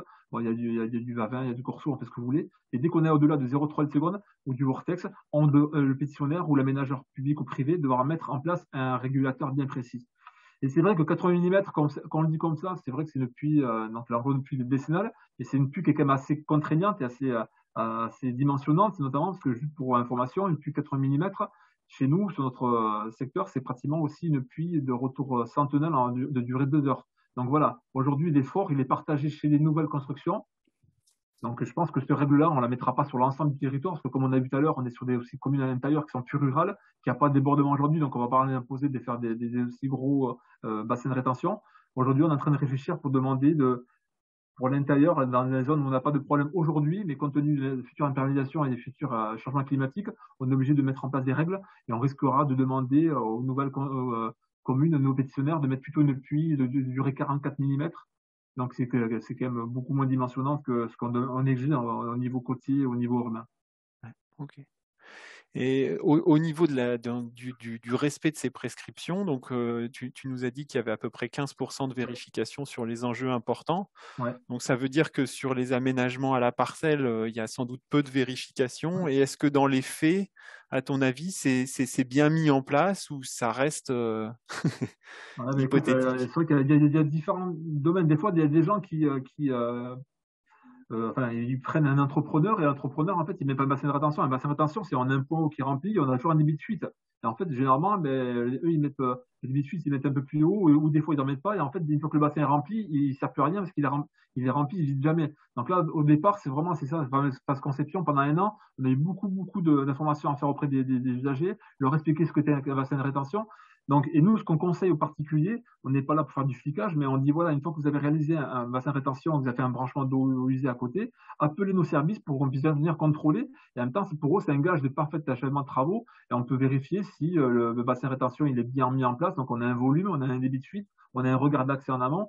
Donc, et c'est vrai que c'est important qu'on puisse directement, lorsqu'il y a un problème, l'informer au riverain qui puisse se retourner contre son son entreprise, alors que si jamais il ne faut pas et que, je ne sais pas, dans 10 ans, on fait un contrôle un petit peu sur le quartier et qu'on se rend compte que le bassin ne sert à rien, mais ça sera à la charge entièrement du pétitionnaire parce que le parfait achèvement aura été dépassé, quoi. Donc il faut qu'on se donne les moyens d'aller contrôler. Si on exige aux particuliers de faire en place des aménagements, il faut qu'on se donne les moyens aussi d'aller pouvoir les contrôler et pour leur apporter un service complémentaire. Ça veut dire que dans le service, il y a des gens qui sont en charge du contrôle. Ça représente à peu près combien de personnes aujourd'hui? Aujourd'hui, sur la partie régime, donc la Côte Basque-Adour, je crois, on est sur une partie, il y a une équipe de deux personnes, donc 4 personnes qui s'occupent de tout ce qui est contrôle de conformité des branchements et des contrôles de bassin de rétention. D'accord, donc ils font les deux à la fois. Pour les deux, ouais, pour mutualiser les coûts. Ouais. Même nous aussi, on s'occupe aussi du SPANC. Et aujourd'hui, comme le SPANC aussi est souvent amené à se déplacer chez les particuliers, on va essayer de former aussi nos collègues SPANqueurs pour qu'ils puissent aussi en même temps contrôler le bassin de rétention qui sera à côté s'il y en existe un, quoi. Tout ça pour essayer de mutualiser un peu les coûts et les moyens. Ok. Une dernière question a été posée. Donc, tu nous as présenté un ouvrage de sensibilisation à la mise en place du schéma directeur Oui. des eaux pluviales. Là. Est-ce qu'il est toujours disponible en téléchargement quelque part? Non, il n'est pas disponible. Alors, moi, je l'ai en format PDF, donc si tu veux le récupérer après le diffuser aux intervenants, il n'y a pas de souci. Mais sauf que comme aujourd'hui, c'est un ancien territoire en Côte Basque-Adour, on ne le met plus en téléchargement libre. Et par contre, ça fait partie des nouvelles compétences qu'on a pris là. On va essayer de refaire quelque chose d'un peu plus actualisé avec les bons noms, avec les différents diamètres. Donc, pour l'instant, il n'est pas téléchargeable sur le site. D'ailleurs, sur le site de l'agglomération Côte Basque-Adour, vous avez par exemple 2 documents qui sont téléchargeables. C'est les feuilles de calcul 80 mm avec rétention et avec infiltration. Par contre, le petit guide, il n'est plus téléchargeable. Mais Cyril, si tu veux le récupérer, je peux t'envoyer en parallèle et après le diffuser si besoin, quoi. D'accord, ok. Bah, ça serait bien effectivement quand on vous enverra le lien de replay de ce webinaire qu'on mettra aussi en téléchargement le petit Avec le fascicule. guide, ouais. Ok. On arrive à la fin des questions. Effectivement, je vois un commentaire qu'on peut faire du water polo un petit peu sur le terrain de foot. Alors moi, je suis tout à fait partant, il n'y a pas de souci, effectivement. Vu les résultats de notre équipe de foot, on peut bien transformer le Stade de France en bassin de rétention, ça ne me semble pas forcément problématique. Alors, la suite, merci Dominique, pardon, hein, pour cette intervention. Donc, qu'est-ce qu'on vous propose maintenant pour la suite? Donc, de nouveau, toujours, hein, vous avez toujours un questionnaire de satisfaction et d'attente qui vous attend. Donc, ma collègue vous enverra un lien tout à l'heure. Et voici donc les premiers retours qu'on a aujourd'hui hein, en termes de sujets les plus demandés. Donc là, le premier sujet qui ressort, c'est la prise en compte de l'infiltration dans les futurs aménagements. Comment faire en sorte hein, qu'on puisse bien quantifier ça dès le début, notamment avec les études de sol. Des notions sur les différents revêtements perméables, hein, ce qu'on peut en attendre en termes d'infiltration et puis surtout en termes d'entretien derrière. Le choix de la végétation, donc quel végétal mettre en place dans nos aménagements urbains pour bien prendre en compte et résister à cette sécheresse, à cette gestion des eaux pluviales.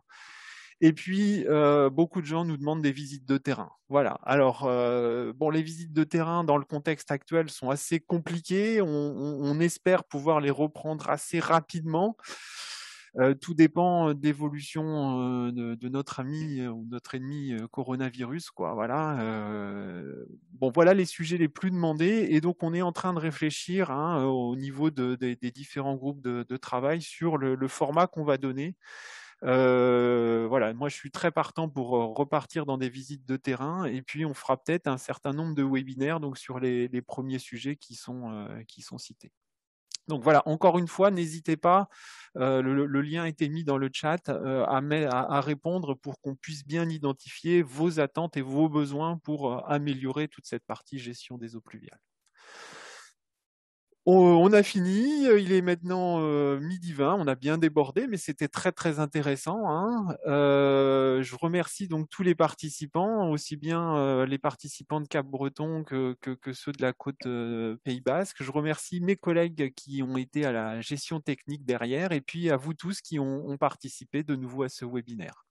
Voilà, merci, bon appétit à tous, et puis on vous tient au courant pour la suite des événements. Bonne journée.